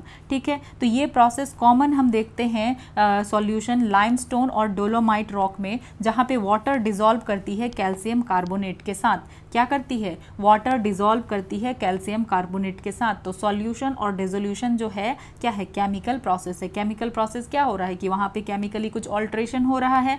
देन कार्बोनेशन में कार्बन डाइऑक्साइड, नाम से ही पता लग रहा है कि कार्बोनेशन मीन्स कार्बन डाइऑक्साइड का रोल तो होगा। तो कार्बन डाइऑक्साइड जो है एटमॉस्फेयर में, ये जो है in the atmosphere dissolves water, dissolves in water. ये वाटर, कार्बन डाइऑक्साइड क्या करती है, एटमॉस्फेयर से कार्बन डाइऑक्साइड डिजॉल्व करती है वाटर में और बनाती है कार्बोनिक एसिड। ठीक है, और ये एसिड फिर रिएक्ट करता है कैल्शियम कार्बोनेट के साथ रॉक्स में। ठीक है, और फिर जैसे लाइमस्टोन, कुछ रॉक्स होता है जैसे लाइमस्टोन, और फिर बनाती है कैल्शियम बाइकार्बोनेट, तो जो कि सॉल्युबल होता है वाटर में। तो कार्बोनेशन में क्या प्रोसेस हुआ, कार्बन डाइऑक्साइड जो है एटमॉस्फेयर से ये डिजॉल्व होती है वाटर में, कार्बोनिक एसिड बनाती है। ये सब सारा प्रोसेस क्या हुआ, कार्बोनेशन हुआ। ठीक है, कैल्शियम कार्बोनेट जो होता है रॉक्स में लाइक लाइमस्टोन, तो ये क्या बनाती है, कैल्शियम बाइकार्बोनेट। तो ये सारा जो है क्या बनाती है, कैल्शियम बाइकार्बोनेट। तो ये कार्बोनेशन आया मीन्स यहाँ कार्बन डाइऑक्साइड का रोल होगा, और सॉल्यूशन डिसोल्यूशन का आया तो मीन्स वाटर का रोल है।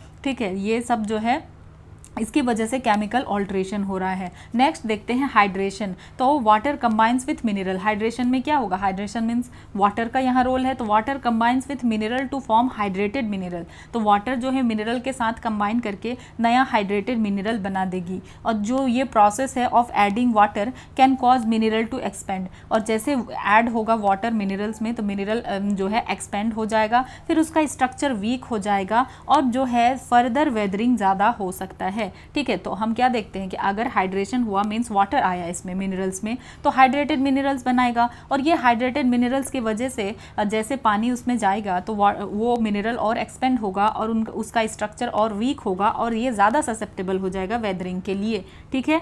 तो हम अगर एग्जाम्पल देखें तो एनहाइड्राइट, ठीक है, ये रिएक्ट करता है वाटर से टू फॉर्म जिप्सम, जिप्सम बनाने के लिए एनहाइड्राइट जो है रिएक्ट करके जिप्सम बनाता है। देन ऑक्सीजन जो है क्या करती है, रिएक्ट करती है मिनरल से, स्पेशली दोज कंटेनिंग आयरन। तो ऑक्सीजन क्या करती है, मिनरल के साथ रिएक्ट करती है, स्पेशली वैसे मिनरल से जिसमें आयरन है, और फिर ऑक्साइड्स बनता है, ठीक है। और this reaction is responsible for rusting of iron. तो हम जो आयरन में रस्टिंग देखते हैं तो इस रिएक्शन की वजह से हम देखते हैं, मीन्स क्या हो रहा है, ऑक्सीजन रिएक्ट कर रही है मिनरल के साथ और स्पेशली उस मिनरल के साथ जिसमें कि आयरन है, और ऑक्साइड ऑफ आयरन जो है बना रही है, फॉर्मेशन ऑक्साइड्स जो है, फिर ये क्या बना रही है, ऑक्साइड्स बना रही है, और इसके वजह से हम रस्टिंग देखते हैं आयरन में, iron rusting of iron bearing minerals in rock like basalt और ग्रेनाइट में हम क्या देखते हैं, रस्टिंग देखते हैं, ठीक है। सो यहाँ हम क्या देखते हैं, फॉर्मेशन ऑफ आयरन ऑक्साइड और रस्ट। देन रिडक्शन, तो ये रिवर्स ऑफ ऑक्सीडेशन। तो ऑक्सीडेशन का उल्टा क्या होगा, जैसे हमने ये देखा ऑक्सीडेशन क्या प्रोसेस है, केमिकल प्रोसेस है, तो ऑक्सीडेशन का रिवर्स है रिडक्शन। तो रिडक्शन कब होगा, जब मिनरल्स जो है ऑक्सीजन लूज करेगी, usually in an environment with less oxygen. तो रिडक्शन वही होगा जहाँ ऑक्सीजन अवेलेबल नहीं है, ठीक है। जैसे कि वाटर लॉग्ड सॉइल, तो जो सॉइल जो है वाटर लॉग्ड है, पानी इकट्ठा है, तो वहाँ ऑक्सीजन नहीं है या कम है, तो ये प्रोसेस जो है उस इन्वायरमेंट में ज़्यादा होगा जहाँ लिटिल ऑक्सीजन है, लाइक स्वैम्स एंड बॉग्स में, क्योंकि यहाँ पे क्या है, वाटर लॉग्ड सॉइल है, तो यहाँ पे जो है क्या हो रहा है, यहाँ पे रिएक्शन हो रहा है reverse of oxidation, that is reduction. तो ये चीज़ें हमने सारे कुछ को देख लिया कि क्या क्या प्रोसेस है। तो ये आपको याद रखना है, ये वाले पिक्चर्स को, इस solution, dissolution, hydrolysis chemical reaction है, ऑक्सीडेशन देख सकते हैं रस्टिंग, देन कार्बोनेशन, ठीक है, और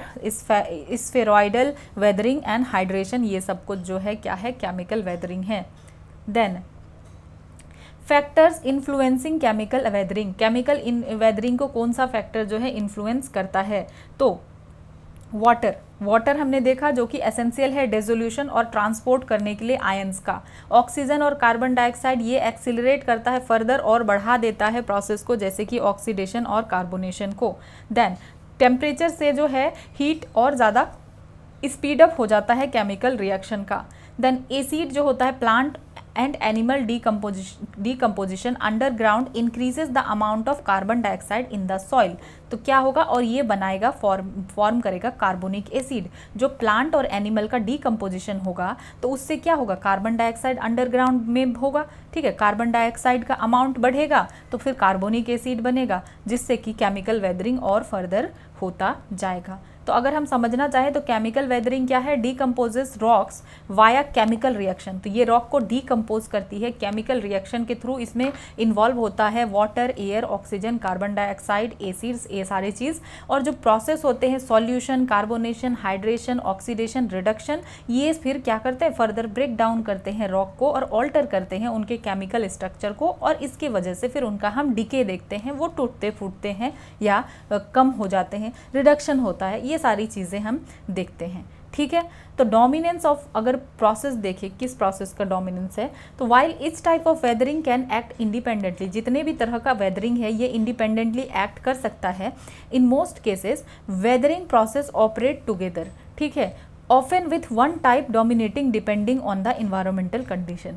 तो ये वेदरिंग प्रोसेस जो है ऐसे तो जो है इंडिपेंडेंटली हो सकते हैं मोस्ट केसेस में, लेकिन कभी कभी ऐसा क्या हो सकता है कि वेदरिंग प्रोसेस ऑपरेट कर रहे हैं एक साथ, और कभी हम ये क्या देख रहे हैं कि एक टाइप जो है डोमिनेट कर रहा है, ठीक है। अगर कोई ऐसा इन्वायरमेंट है तो वहाँ पे एक टाइप ज़्यादा डोमिनेट कर रहा है। एग्जाम्पल अगर देखें तो केमिकल वेदरिंग कहाँ पे जो है ज़्यादा डोमिनेंट है, ह्यूमिड वार्म क्लाइमेट में, और फिजिकल वेदरिंग जो है कोल्डर और ड्रायर रीजन में हम ज़्यादा देखते हैं, ठीक है। तो केमिकल वेदरिंग जो है वार्म क्लाइमेट में हम ज़्यादा देखते हैं और फिजिकल वेदरिंग जो है कोल्ड क्लाइमेट में हम ज़्यादा देखते हैं।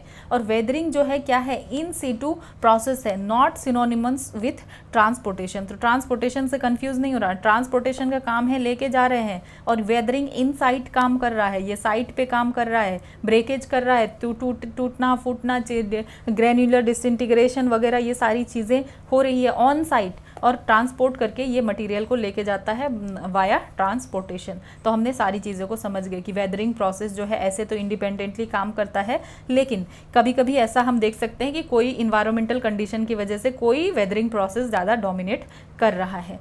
अब हमने देख लिया केमिकल, अब देखते हैं फिजिकल। ठीक है, कि फिजिकल वेदरिंग प्रोसेस क्या है। तो फिजिकल वेदरिंग प्रोसेस में जो है ग्रेविटेशनल फोर्स एक्ट करेगा। Gravitational forces such as overburden pressure, load या शियर स्ट्रेस, इसकी वजह से रॉक में फ्रैक्चर होगा। देन एक्सपेंशन फोर्स, जैसे कि टेम्परेचर चेंज या क्रिस्टल में ग्रोथ हो रहा है रॉक के अंदर, इसके वजह से स्ट्रेस और क्रैकिंग हम देखेंगे।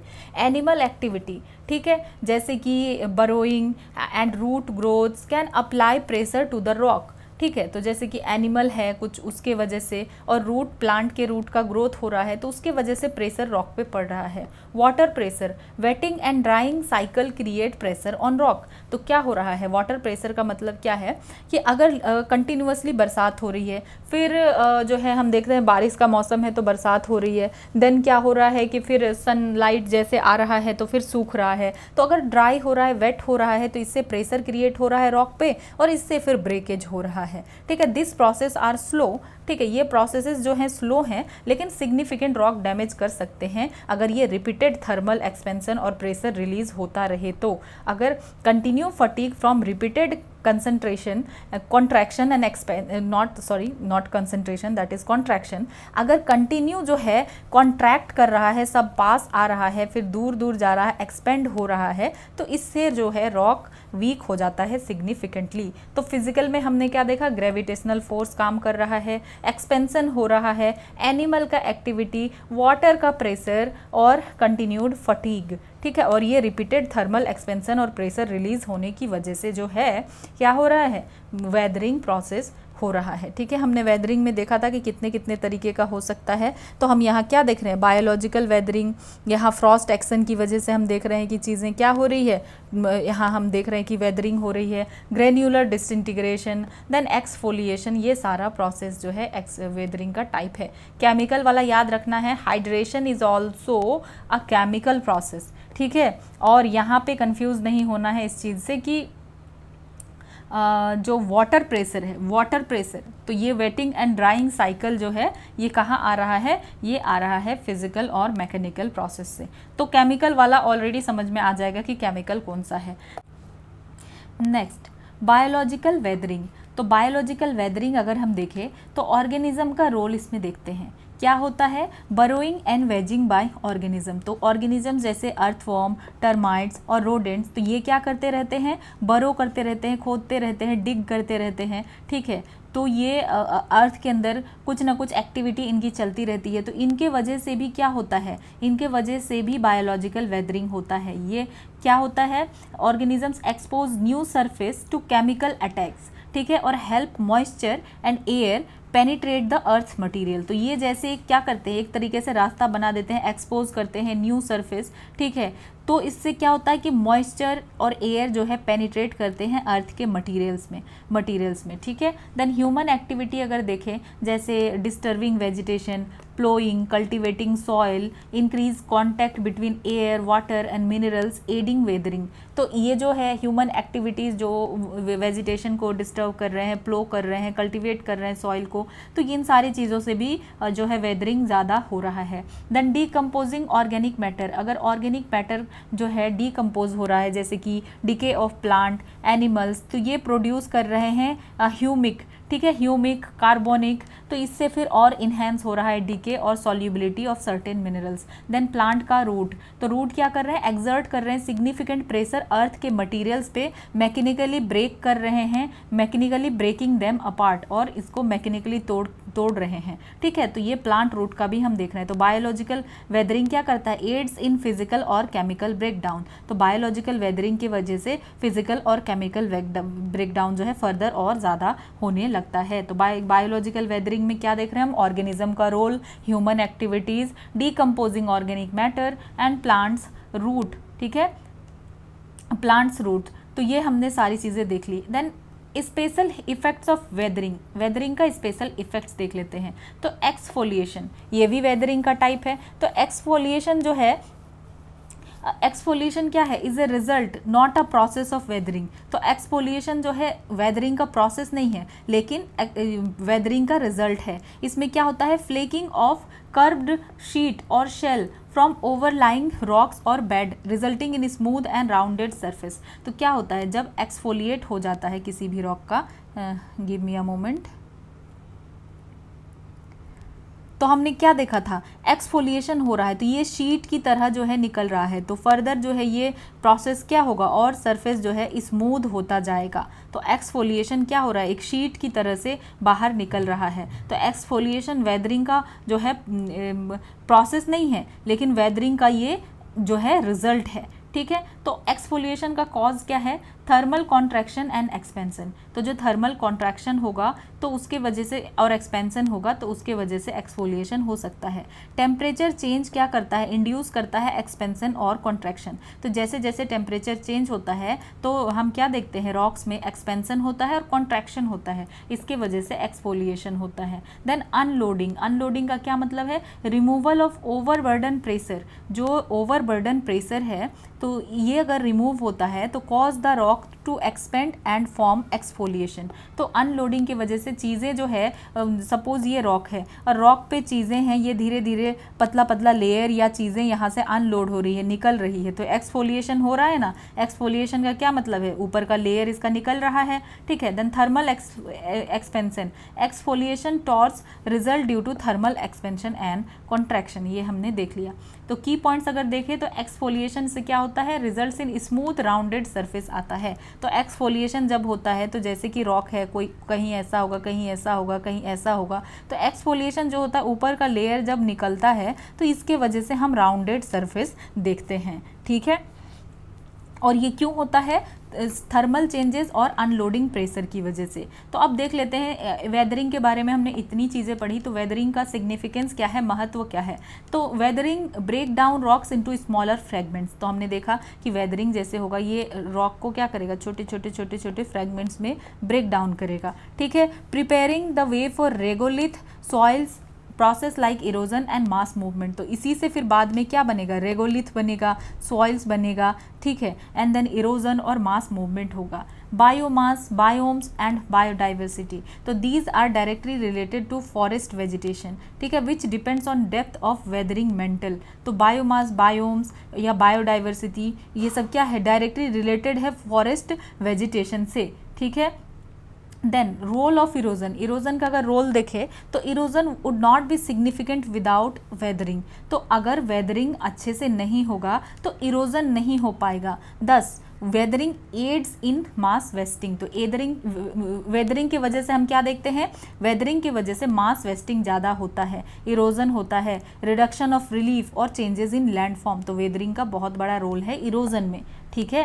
Then enrichment of valuable ore, valuable ore का इनरिचमेंट होता है। वेदरिंग हेल्प करता है इनरिचमेंट और कंसंट्रेशन में इंपॉर्टेंट ओर्स जैसे आयरन, मैंगनीज, एल्यूमिनियम, कॉपर, जो कि वाइटल है नेशनल इकोनॉमी के लिए। देन सॉइल फॉर्मेशन, ठीक है, वेदरिंग क्रूशियल है सॉइल फॉर्मेशन के लिए। ये रिमूव करता है सब मटेरियल थ्रू केमिकल और physical leaching by ground water. इससे इंक्रीज होता है कंसंट्रेशन ऑफ वैल्यूएबल मटेरियल। तो वेदरिंग के वजह से सॉइल का फॉर्मेशन होता है। जब छोटा छोटा टुकड़ा जो है रॉक का ये ब्रेक होकर फर्दर डाउन नीचे जाता है और काफ़ी सारा टाइम, बहुत सारा टाइम होने के बाद सॉइल का फॉर्मेशन होता है, ठीक है। तो ये हमने देखा कि ये रिमूव करता है कुछ मटेरियल को केमिकल और फिजिकल लीचिंग से बाय ग्राउंड वाटर, और फिर इंक्रीज करता है कंसंट्रेशन ऑफ वैल्यूएबल मटेरियल का, ठीक है। देन इनरिचमेंट, वेदरिंग की वजह से कंसंट्रेशन ऑफ वैल्यूएबल मटेरियल होता है और उसके वजह से making them economy viable to exploit, process and refine. तो वेदरिंग से हमने देखा क्या हो रहा है,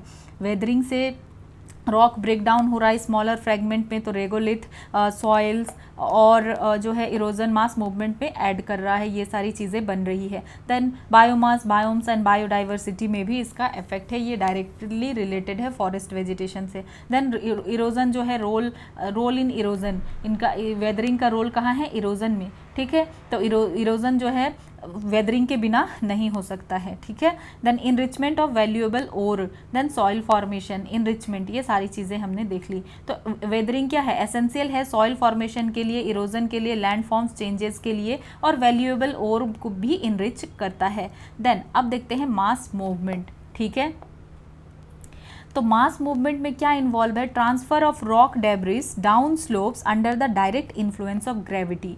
तो अब हमने देखा वेदरिंग में क्या क्या प्रोसेस जो है लगा, विंड, एयर एक्सेट्रा, तो जो भी एक्सटर्नल फोर्सेस लग के और सारी चीज़ें हमने वेदरिंग की प्रोसेस देखी। अब मास मूवमेंट को समझते हैं कि यहाँ ट्रांसफ़र होता है रॉक डेब्रिस का down slopes under the direct influence of gravity. Gravity के अंदर जो है ट्रांसफ़र होता है रॉक डेब्रिस का, ठीक है, नीचे की तरफ। तो ये हो गया मास मूवमेंट, कि यहाँ पे एक चीज़ मूव नहीं कर रहा है बल्कि काफ़ी सारी चीज़ें एक साथ मूव कर रही है, ठीक है, without the assistance of air, water और आइस। जैसे कि हमने देखा कि वहाँ पे वेदरिंग के लिए क्या चाहिए था, एयर चाहिए था, वाटर चाहिए था, आइस चाहिए था, ठीक है। However debris can carry air, water and ice with it. तो डेब्रिस जो है एयर, वाटर, आइस अपने साथ लेके जा सकती है, लेकिन मास मूवमेंट के लिए ज़रूरी नहीं कि ये सारे प्रोसेस जो है हो, ठीक है, और असिस्ट उनको एयर, वाटर, आइस करे। वो जो है मास मूवमेंट का मेन फैक्टर क्या है, वो है ग्रेविटी। तो range of movement, the movement जो है वेरी कर सकता है, स्लो हो सकता है मूवमेंट, इसका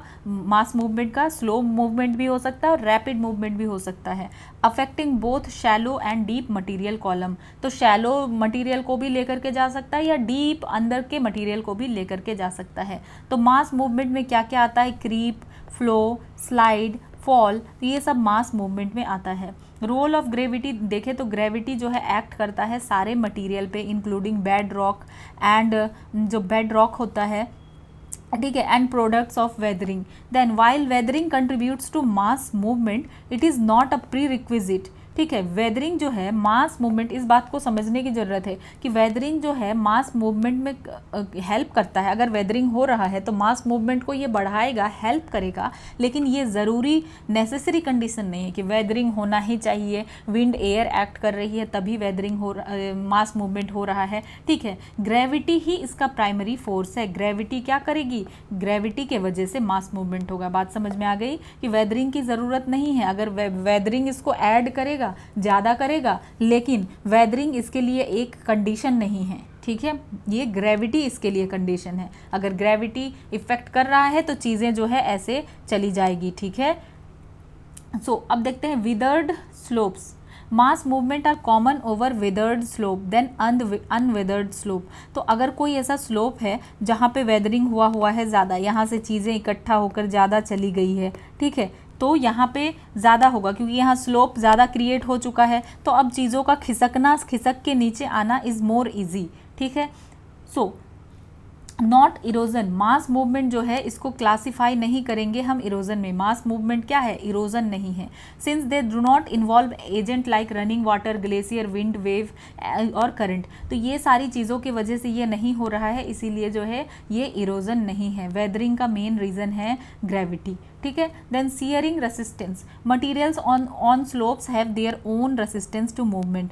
तो जो भी मटीरियल है तो उसका अपना एक रेसिस्टेंस है कि वो बहुत स्पीड से जा सकता है या वो स्लो मूव करेगा, ठीक है। Yielding only when the force exceeds their shearing resistance. तो कब होगा, अब जैसे उनका रोकने का फोर्स है, उनका जो रेसिस्टेंस है, अब उससे ज़्यादा अगर जो फोर्स आ रही है, ये यहाँ रुकी हुई है, ठीक है, और यहाँ से फोर्स उसको ज़्यादा जो है खींच रही है, ठीक है। तो अगर ये फोर्स ज़्यादा हो जाता है तब जाके क्या होगा, ये स्लोप जो है नीचे जाएंगे, ठीक है। तो क्या कहने का मतलब है कि शियरिंग रेसिस्टेंस मतलब उनका एक रेसिस्ट करने का एक टेंडेंसी है, ठीक है, लेकिन कब होगा मास मूवमेंट, जब जो है उनका रेसिस्टेंस से ज़्यादा फोर्स लग जाएगा, ठीक है, सिंपल सी यही बात है। तो हम क्या देख रहे हैं, रॉक फॉल, लैंडस्लाइड, ठीक है, स्लम्पिंग और मड स्लाइड, तो ये सब जो है मास मूवमेंट के टाइप हैं। ठीक है, यहाँ पे क्या हो रहा है, रॉक फॉल हो रहा है, fragment of rock break away the cliff face due to weathering, ठीक है, या फ्रीज थॉ, तो यहाँ पे रॉक फॉल हो रहा है। ठीक है, देन लैंड स्लाइड जो है, blocks of rock slide down hill, तो हम देख रहे हैं कि ये रॉक जो है कैसे नीचे आ रही है। ठीक है, देन मड स्लाइड, तो यहाँ पे जो है मड वगैरह आएगी। देन स्लम्पिंग में हम क्या देख रहे हैं, saturated soil slumps along curved surface, तो इस तरीके से जो है स्लम्प हो रहा है। ठीक है, तो ये सारी चीज़ों को भी हम डिटेल में देखेंगे। बस अभी समझते हैं कि ये जो है टाइप है, ताकि समझ में आए कि मास मूवमेंट है क्या, कि पूरा मास मूवमेंट हो रहा है, यहाँ से चीज़ें डाउन हिल आ रही है, नीचे आ रही है। ठीक है, तो हमने एक चीज़ क्या समझा कि वेदरिंग की वजह से ये चीज़ें ज़्यादा होगी, लेकिन वेदरिंग इसके पीछे प्री रिक्विजिट कंडीशन नहीं है कि पहले वेदरिंग होगा तभी मास मूवमेंट होगा। ठीक है, इस बात को समझने की ज़रूरत है। Then factors favouring mass movement, तो ऐसा कौन सा फैक्टर है जो कि मास मूवमेंट को फेवर कर रहा है, ठीक है, और मास मूवमेंट ज़्यादा हो रहा है। तो जैसे वीक अनकंसोलिडेटेड मटेरियल और थिनली बेडेड रॉक्स हैं, तो इसके वजह जैसे मास मूवमेंट और ज़्यादा होगा। फॉल्ट्स और स्टीपी डिपिंग बेड्स है, उसके बाद जो है स्टीप स्लोप्स और vertical cliffs, then abundant precipitation और टोरेंशियल रेन, तो अगर जो है क्या हो रहा है कि ज़्यादा प्रेसिपिटेशन हो रहा है और वेजिटेशन कम है, ठीक है, तो सॉइल क्या करेगा, जो भी मटेरियल होगा वो ज़्यादा मूव करेगा, क्योंकि पेड़ वगैरह तो बाइंड करके रखती है ना। अब पेड़ की रूट वगैरह तो जड़ को, मिट्टी को, ये सबको क्या करती है, बाइंड करके रखती है। सो यहाँ पे अगर वीक अनकंसोलिडेटेड मटेरियल है या थिन रॉक है, ठीक है, यहाँ पे देन फॉल्ट और स्टीपी डिपिंग बेड्स है, स्टीप स्लोप्स है, वर्टिकल क्लिफ है, एबंडेंट बहुत ज़्यादा बारिश हो रही है, टोरेंशियल रेन फॉल्स है, रेन है, स्कार्सिटी ऑफ वेजिटेशन है, तो ये सब से जो है फेवर करेगा और ज़्यादा मास मूवमेंट होगा। देन एक्टिवेटिंग कॉज अगर देखें, जो भी सपोर्ट था नेचुरली और आर्टिफिशियल, सपोज यहाँ पे ये कुछ चीज़ है, ठीक है, इस पे जो है यहाँ सपोर्ट है, और अगर इस सपोर्ट को हटा लिया जाए तो क्या ये चीज़ नीचे नहीं गिरेगी, तो यहाँ मास मूवमेंट होगा। ठीक है, then increase in slope gradient, तो अगर ये स्लोप ग्रेडियंट कुछ इस टाइप का है, तो अगर ये मास मूवमेंट कुछ हो रहा है तो कम होगा। अब यहाँ पे अगर स्टीप कुछ ऐसा हो जाए, स्लोप ग्रेडियंट बहुत ज़्यादा हो जाए, इस तरीके का हो जाए, तो यहाँ पे क्या होगा, मास मूवमेंट ज़्यादा होगा। ओवरलोडिंग, नेचुरल और आर्टिफिशियल फीलिंग, अगर किसी भी तरीके से अगर इस पे जो है ओवरलोड कर दिया जाए, तो ओवरलोड कर दिया जाए तो क्या होगा, ये मास मूवमेंट हो सकता है। हैवी रेनफॉल और सैचुरेशन अगर होता है, बारिश होने की वजह से चीज़ें नीचे डाउन हो सकती है। अर्थक्वेक हुआ या एक्सप्लोजन हुआ या मशीनरी हुआ, इन सब के इफ़ेक्ट के वजह से हो सकता है। Excessive natural seepage, then heavy draw down of water from lakes और रिजर्वायर, की बहुत ज़्यादा वाटर जो है रिजर्वायर से ड्रॉ हो गया, तो यहाँ मास मूवमेंट हो सकता है। Indiscriminate removal of natural vegetation, तो अब जो है यहाँ पे अगर सपोज मानते हैं कि यहाँ पे क्या थी, नेचुरल वेजिटेशन थी जो कि सपोर्ट कर रही थी, अब इन नेचुरल वेजिटेशन को जो है क्या किया जाता है, हटा दिया जाता है। अगर इन नेचुरल वेजिटेशन को हटा दिया जाता है तो यहाँ से चीज़ों का आना क्या होगा, इजी हो जाएगा, तो अब यहाँ से चीज़ें और ज़्यादा इजीली आएंगी। ठीक है, और Frost heaving of soil, Frost की वजह से भी चीज़ें और हो सकती है, अगर फ्रॉस्ट हीविंग हुआ अपने साथ लेकर गई तो। Next, forms of mass movement. ठीक है, मास मूवमेंट कितने तरीके का हो सकता है, इसके कैसे कैसे फॉर्म हो सकते हैं, तो फ्लो, स्लाइड्स, फॉल। ठीक है, हीव क्या होता है, हीव देखते हैं, अपवर्ड मूवमेंट ऑफ सॉइल और रॉक, तो अगर ये अपवर्ड मूवमेंट होता है तो हम इसको क्या कहेंगे, हीव कहेंगे। ये कैसे होगा, caused by freezing of water in the soil. ठीक है, moisture absorption by swelling clays, growth of plant roots. ठीक है, तो अपवर्ड क्या होगा, मूवमेंट होगा सॉइल या रॉक का, तो इसको हम कहेंगे heave. Results in surface irregularities, potential damages to structure common in areas with freeze thaw cycles और एक्सपेंसिव सॉइल्स। तो यहाँ पे कहाँ पे हीव होगा, अपवर्ड मूवमेंट होगा सॉइल और रॉक का, तो इसको हम हीव कहेंगे। ये बेसिकली जो है कहाँ पे होता है, जहाँ पे फ्रीजिंग हमें ज़्यादा देखने मिलता है, फ्रीजिंग ऑफ वाटर सॉइल में। ठीक है, मॉइस्चर एब्जॉर्प्शन बाय स्वेलिंग क्लेज और ग्रोथ ऑफ प्लांट रूट, तो यहाँ पे हम क्या देखते हैं, अपवर्ड मूवमेंट सॉइल और रॉक का देखते हैं। तो सरफेस इरेगुलरिटीज होगी, पोटेंशियल डैमेज होगा और common in areas with freeze thaw cycles. ठीक है, तो की पॉइंट्स अगर देखें तो मास मूवमेंट ड्रिवन है किसके द्वारा, ग्रेविटी के द्वारा, और ये क्लासिफाइड नहीं है इरोजन के अंदर। ये they are more active on weathered slope, और जो स्लोप ऑलरेडी विदर्ड है तो उस पर ज़्यादा होगा, और ये इन्फ्लुएंस करता है वेरियस एक्टिवेटिंग कॉज से, जैसे कि रेनफॉल, अर्थक्वेक और वेजिटेशन। ठीक है, तो हीव के बारे में क्या याद रखना है, अपवर्ड मूवमेंट ऑफ सॉइल और रॉक, और हीव मेनली किसके वजह से होगा, freezing of water in soil.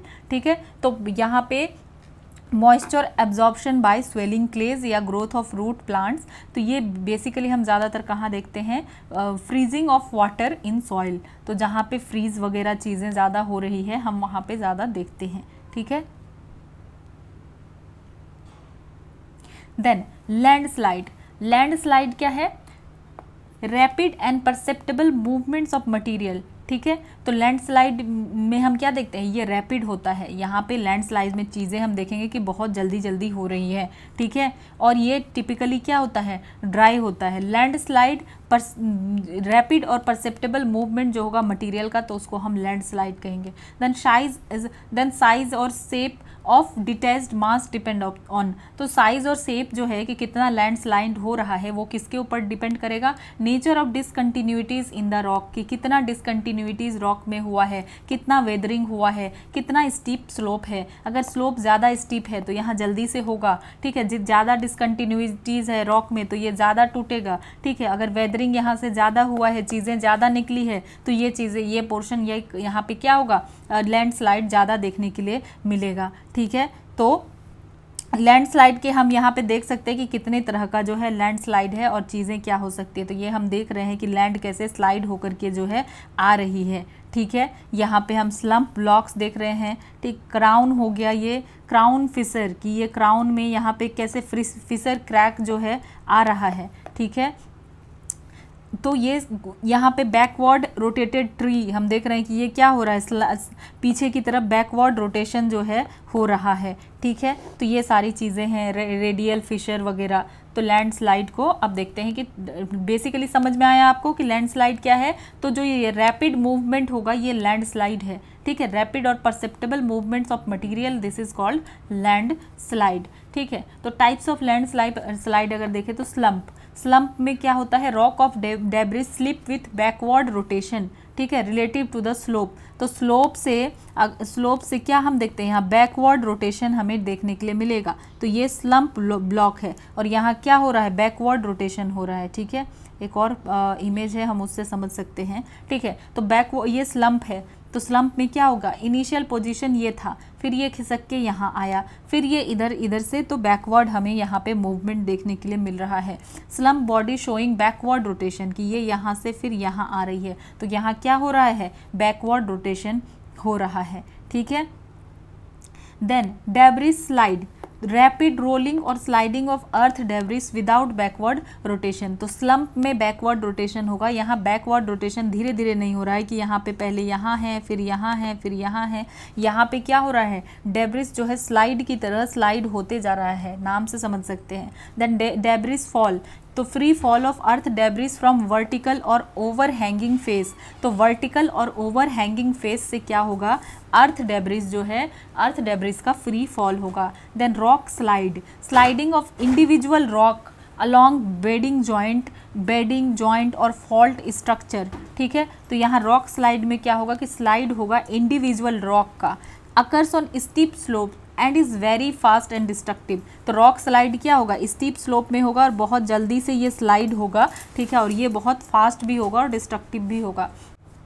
Next rock fall, तो रॉक फॉल में क्या होगा, free falling of rock blocks from steep slope. तो स्टीप स्लोप से रॉक का ब्लॉक जो है गिरेगा।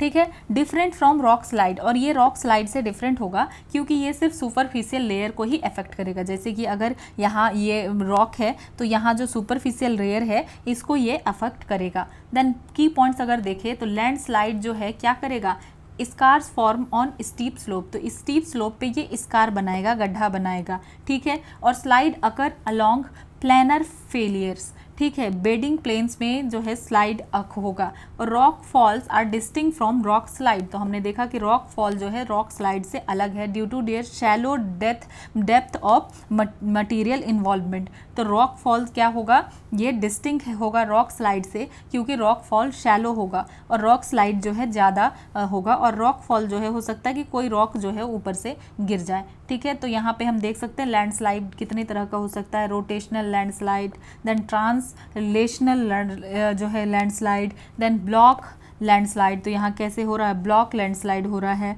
देन रॉक फॉल, हम यहाँ देख रहे हैं किस तरीके से रॉक फॉल हो रहा है, ये जो प्रोसेस है ये है टोपल, ठीक है। देन डेब्रिस फ्लो, किस तरीके से डेब्रिस जो है आ रहा है, तो ये डेब्रिस ही आ रहा है, इसीलिए ये डेब्रिस फ्लो हुआ। और डेब्रिस अवलांचेज, ठीक है। देन अर्थ फ्लो, यहाँ पे हम देख रहे हैं कि कैसे जो है अर्थ का फ्लो हो रहा है, ठीक है। एंड देन क्रीप, ये होता है क्या, इस तरीके से जो आता है ये क्रीप हुआ। और ये लेटरल स्प्रेड, इस साइड से हम क्या देख रहे हैं, लेटरली स्प्रेड हो रहा है, ठीक है। तो मास मूवमेंट जो है अगर हम देखते हैं तो मास मूवमेंट क्या है, डाउनवर्ड मूवमेंट जो है रॉक का, सॉइल का और डेब्रिस का ग्रेविटी के अंदर, तो ये मास मूवमेंट है। और ये शेप करती है अर्थ का सरफेस। स्लो मूवमेंट भी होता है like creep, to rapid events भी होता है जैसे कि लैंडस्लाइड, ठीक है। तो मास मूवमेंट एक ब्रॉड टर्म है for all gravity induced downhill movement of the earth. तो जितना भी सब कुछ सारा मूवमेंट हो रहा है तो वो मास मूवमेंट के अंदर आएगा। Landslide, mud flow, rock flow, slump, soil, creep, सब कुछ आएगा। ये फास्ट और स्लो दोनों हो सकता है और ये ग्रेविटी के वजह से होगा। और ओफन जो है वाटर, अर्थक्वेक और ह्यूमन एक्टिविटीज़ के वजह से ज़्यादा बढ़ेगा, ठीक है। एग्जाम्पल हमने देखा soil creep on gentle slopes, ये चीज़ें हम पढ़ चुके हैं। और लैंडस्लाइड क्या है, ये specific type of mass movement है, क्योंकि आप कंफ्यूज ना हो कि लैंडस्लाइड और मास मूवमेंट एक जैसा लग रहा है, ठीक है। तो मास मूवमेंट ब्रॉड टर्म है और लैंडस्लाइड उसके अंदर ही आता है। और लैंडस्लाइड में एक और चीज़ है कि सडन और रैपिड मूवमेंट देखने के लिए मिलेगा रॉक या सॉइल का डाउन ए स्टीप स्लोप। और ओफन ये ट्रिगर कैसे होगा, ट्रिगर होगा हैवी रेनफॉल से, अर्थक्वेक से या डिफॉरेस्ट्रेशन से। और इसमें यूजुअली इन्वॉल्व होता है लार्ज वॉल्यूम ऑफ मटेरियल, ज़्यादा वॉल्यूम इसमें होगा। एग्जाम्पल हम देख सकते हैं केदारनाथ का लैंडस्लाइड 2013 का, ठीक है। तो समझ में आ गई कि ब्रॉड टर्म है ये मास मूवमेंट, और लैंडस्लाइड जो है स्पेसिफिक है, ये सडन जो है रैपिड मूवमेंट होगा, ठीक है। तो हमने ऑलरेडी देख लिया कि कितने तरह का हो सकता है लैंडस्लाइड, ठीक है। Creep, slump, debris flow, landslides, rock flow, तो ये सब भी सारा चीज़ किसके अंदर आएगा, मास मूवमेंट के अंदर सारा कुछ आएगा। तो हमने ये समझ लिया कि मास मूवमेंट ब्रॉड टर्म है, ठीक है।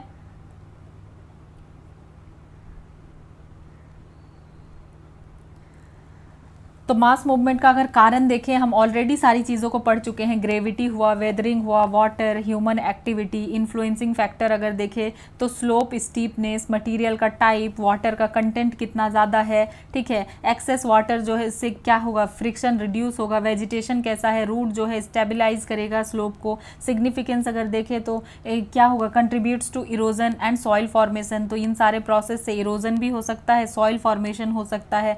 Can cause damage to infrastructure and communities, ठीक है। तो ये सारी चीज़ों से क्या होगा, डैमेज हो सकता है इंफ्रास्ट्रक्चर का और कम्युनिटीज़ का। और फिर इन सारे प्रोसेस से, मास मूवमेंट से क्या हो सकता है, शेप हो सकता है लैंडफॉर्म। तो हमने देख लिया कि मास मूवमेंट का कॉज क्या है और मास मूवमेंट को कैसे कैसे जो है हो सकता है। और इसमें जो सबसे ज़्यादा इंपॉर्टेंट रखने वाली बात थी कि इस पर ग्रेविटी जो है इसका प्राइमरी फोर्स है। इसके लिए प्री रिक्विजिट कंडीशन वेदरिंग नहीं है। अगर वेदरिंग हो रहा है तो ये चीज़ें और फर्दर ज़्यादा होगी, लेकिन वेदरिंग इसके लिए प्री रिक्विजिट कंडीशन नहीं है, ठीक है।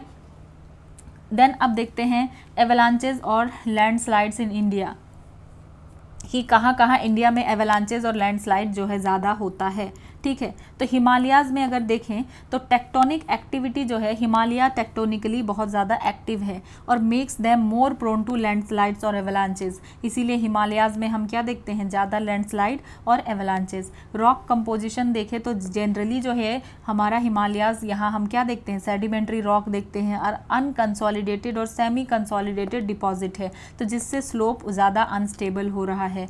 स्टीप स्लोप अगर देखें तो steep gradients of Himalayan slope slope increases the likelihood of mass movement. तो यहाँ स्टीप स्लोप भी है तो यहाँ मास मूवमेंट और ज़्यादा हो सकता है। तो हम क्या देख रहे हैं कि हिमालयाज़ में अवलांचेस और लैंडस्लाइड्स क्यों हो रहा है, टेक्टोनिक एक्टिविटी यहाँ पे होता रहता है। रॉक का कंपोजिशन अगर देखें तो ज़्यादातर सेडिमेंट्री रॉक है, तो ये जो है अनकंसोलिडेटेड और सेमी कंसोलिडेटेड डिपॉजिट है, तो ज़्यादा अनस्टेबल हो रहा है, स्टीप स्लोप है।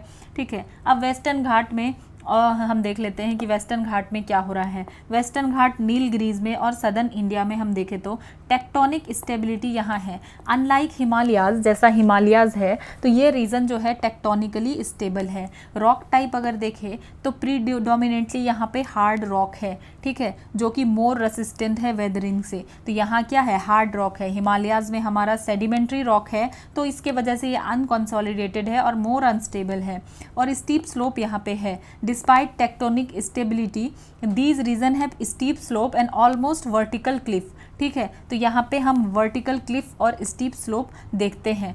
और वेदरिंग अगर देखें तो यहाँ किस टाइप का वेदरिंग होता है, मैकेनिकल वेदरिंग होता है, क्योंकि यहाँ टेम्परेचर फ्लक्चुएशन जो है प्रोनाउंस है, तो जिससे रॉक जो है कमज़ोर होता रहता है ओवर टाइम। ठीक है, तो हम क्या देखते हैं कि मैकेनिकल वेदरिंग हो रहा है टेम्परेचर फ्लक्चुएशन के वजह से, और यहाँ पे हैवी रेनफॉल हो रहा है। ठीक है, तो इस रीजन में हैवी रेनफॉल हो रहा है शॉर्ट पीरियड में, जिससे कि रॉक फॉल, लैंडस्लाइड और ओकेजनल एवलांचेस देखने के लिए मिलता है। ठीक है, दो यहाँ स्टीप स्लोप है, हाई रेनफॉल है और मैकेनिकल वेदरिंग। तो हाई स्लोप की वजह से cliff increases susceptibility to landslides and avalanches and heavy rainfall है। इंटेंस रेनफॉल से इंस्टेबिलिटी हो रहा है। ठीक है, in both Himalayas and Western Ghat despite geological differences. तो हम देख रहे हैं क्या कि हमारा जियोलॉजिकल डिफरेंसेस है, लेकिन उसके बावजूद भी जो है हिमालय और वेस्टर्न घाट में ये जो है हम देख रहे हैं कि इंक्रीज रेनफॉल है, इंस्टेबिलिटी दोनों में है।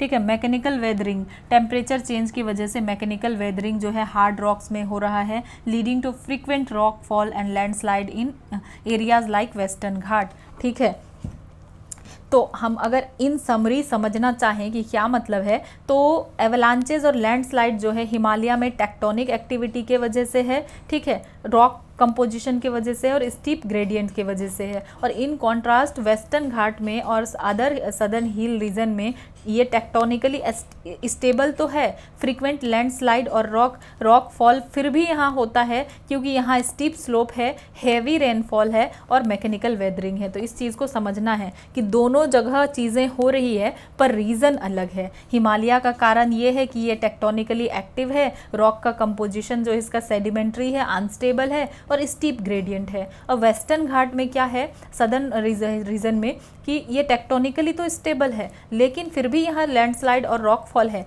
क्योंकि यहाँ स्टीप स्लोप है। ठीक है, रेनफॉल बहुत ज़्यादा हो रही है और मैकेनिकल वेदरिंग है। तो ये हमने पूरा समझ लिया। ठीक है, अब थोड़ा सा इरोजन और डिपोजिशन को समझ लेते हैं, क्योंकि ये सारी चीज़ें क्या होता है, सिमिलर टाइप की लगती है।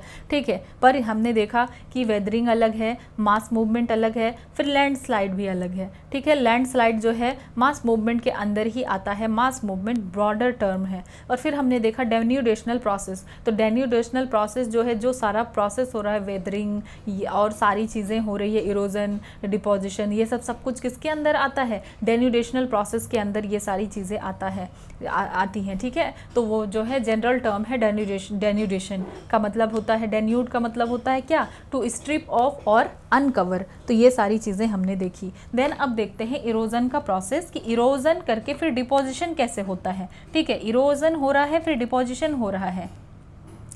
तो हम यहाँ पे देख रहे हैं कि ग्रेविटी के वजह से मास वेस्टिंग हो रहा है। ठीक है, और वेदरिंग हो रहा है, हम देख रहे हैं बारिश, ठीक है, सन, इन सारी चीज़ों के वजह से छोटे छोटे ये ब्रेक डाउन हो रहा है, फिर ये ट्रांसपोर्ट होकर के आ रहा है। ठीक है, इरोजन हो रहा है सारी चीज़ों का, और फिर यहाँ डिपोजिशन हो रहा है। ठीक है, तो इरोजन प्रोसेस में क्या होता है, इन्वॉल्व्स एक्विजिशन एंड ट्रांसपोर्टेशन। तो इरोजन के वेदरिंग में हमने देखा कि ये टूटना फूटना, दिस इज कॉल्ड वेदरिंग।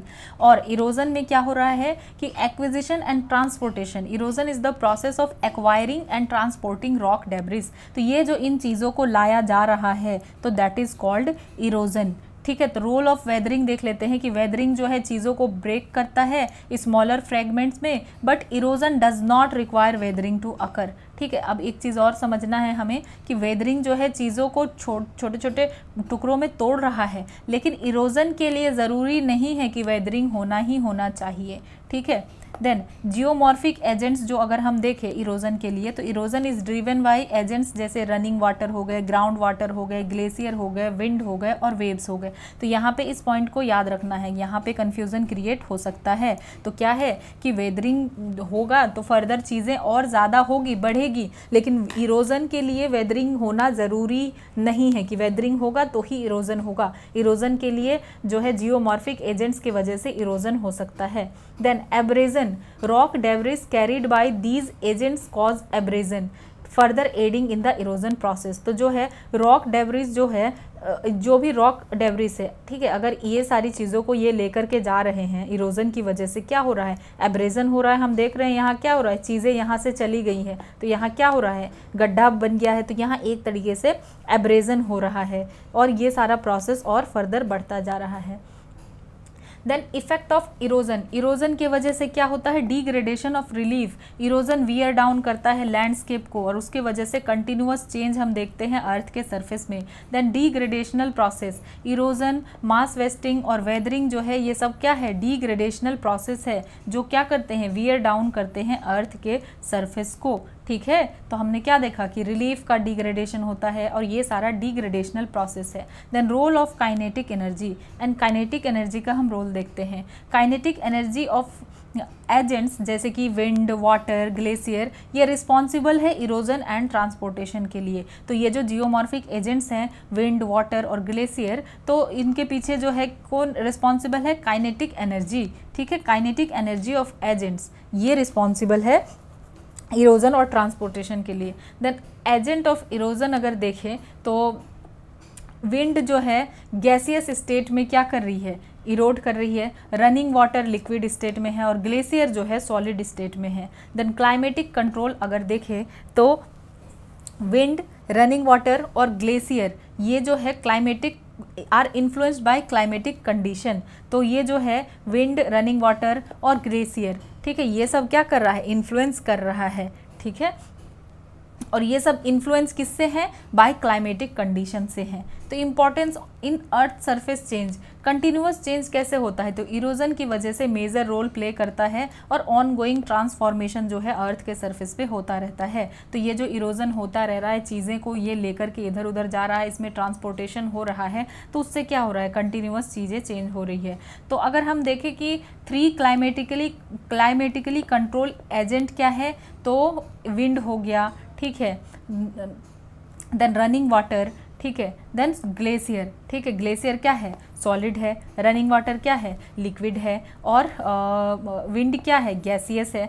तो क्लाइमेट इन्फ्लुएंस अगर देखें तो एरिड और semi arid region, erosion process इसमें होगा। ठीक है, तो ये सारी चीज़ें हैं। तो बेसिकली याद रखना है कि ये क्लाइमेटिकली कंट्रोल्ड एजेंट है। विंड हो गया, रनिंग वाटर हो गया, ग्लेशियर हो गया। ठीक है, तो की डिफरेंस अगर हम देखें तो विंड क्या है, स्लो, लोकलाइज्ड और इन ड्राई एरियाज में ज़्यादा पाया जाएगा। विंड कहाँ पाया जाएगा, स्लो, लोकलाइज्ड और ड्राई एरिया में, इसीलिए हम इनको क्या कहते हैं,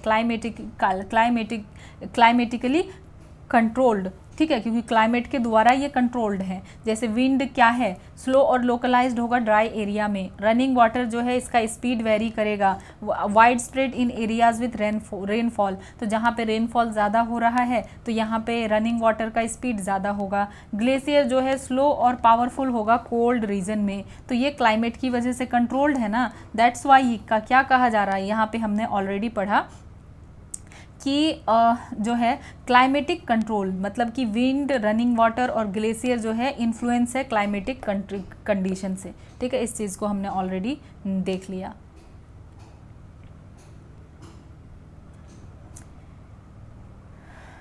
ठीक है,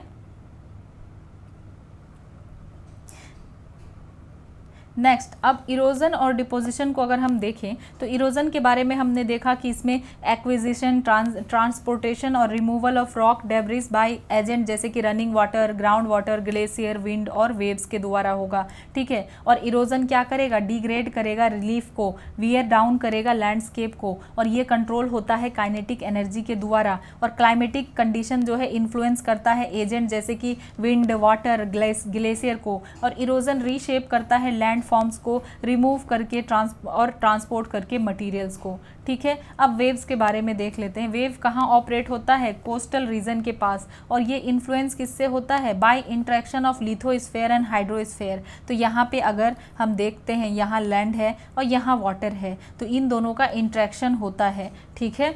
तो not controlled by climate but by location, तो ये क्लाइमेट से कंट्रोल नहीं है लेकिन लोकेशन से कंट्रोल है, ठीक है। और ग्राउंड वाटर जो है ये भी क्लाइमेट से कंट्रोल नहीं है। क्लाइमेटिकली कंट्रोल्ड एजेंट के बारे में हमने क्या क्या चीज़ें देखी, लेकिन वेव जो है क्लाइमेटिकली कंट्रोल नहीं है। ग्राउंड वाटर जो है ये भी क्लाइमेट के द्वारा कंट्रोल नहीं है। ये इन्फ्लुएंस कैसे हो रहा है, by lithographical characteristic of region, works in permeable और सॉल्यूबल रॉक। तो ग्राउंड वाटर कहाँ वर्क करता है, परमिएबल और सॉल्यूबल रॉक में जो है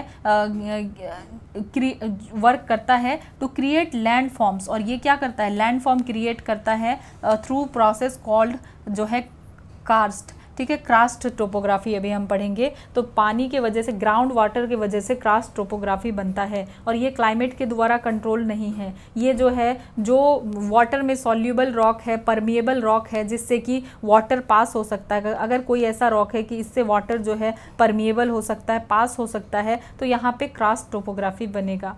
अब देखते हैं डिपोजिशन की। डिपोजिशन से क्या होता है, तो डिपोजिशन जो है कंसीक्वेंस है इरोजन का, कि अगर चीज़ों को ये टूट फूटने के बाद जो है ये चीज़ों को लेकर के जा रही है इरोजन, ठीक है। इरोजन के लिए हमने क्या देखा कि जो एजेंट्स हैं वो एजेंट जो है चीज़ों को लेकर के जा रही है, तो इरोड करके चीज़ों को लेकर के जाके कहीं तो डिपॉजिट करेगी। तो डिपॉजिट उसका परिणाम है, कंसीक्वेंसेस है कि चीज़ों को ला करके उसने डिपॉजिट किया, ठीक है। ये कब होगा, जब इरोजनल एजेंट लूज़ करेगी अपनी एनर्जी और वेलोसिटी ऑन जेंटलर स्लोप। तो इनका जो है क्या होगा, एनर्जी और वेलोसिटी कब लूज़ होगी, कि ये जो है हो रहा है होते होते इनको जेंटलर स्लोप मिल गया, ये ऐसे आ रही हैं, आके इनको कोई जेंटल स्लोप मिल गया, तो अब तो यहाँ ठहर जाएंगी, इनको एनर्जी जो है अब नहीं मिल पाएगा, तो ये अब कैसे जाएगी, नीचे नहीं जा सकती, ठीक है।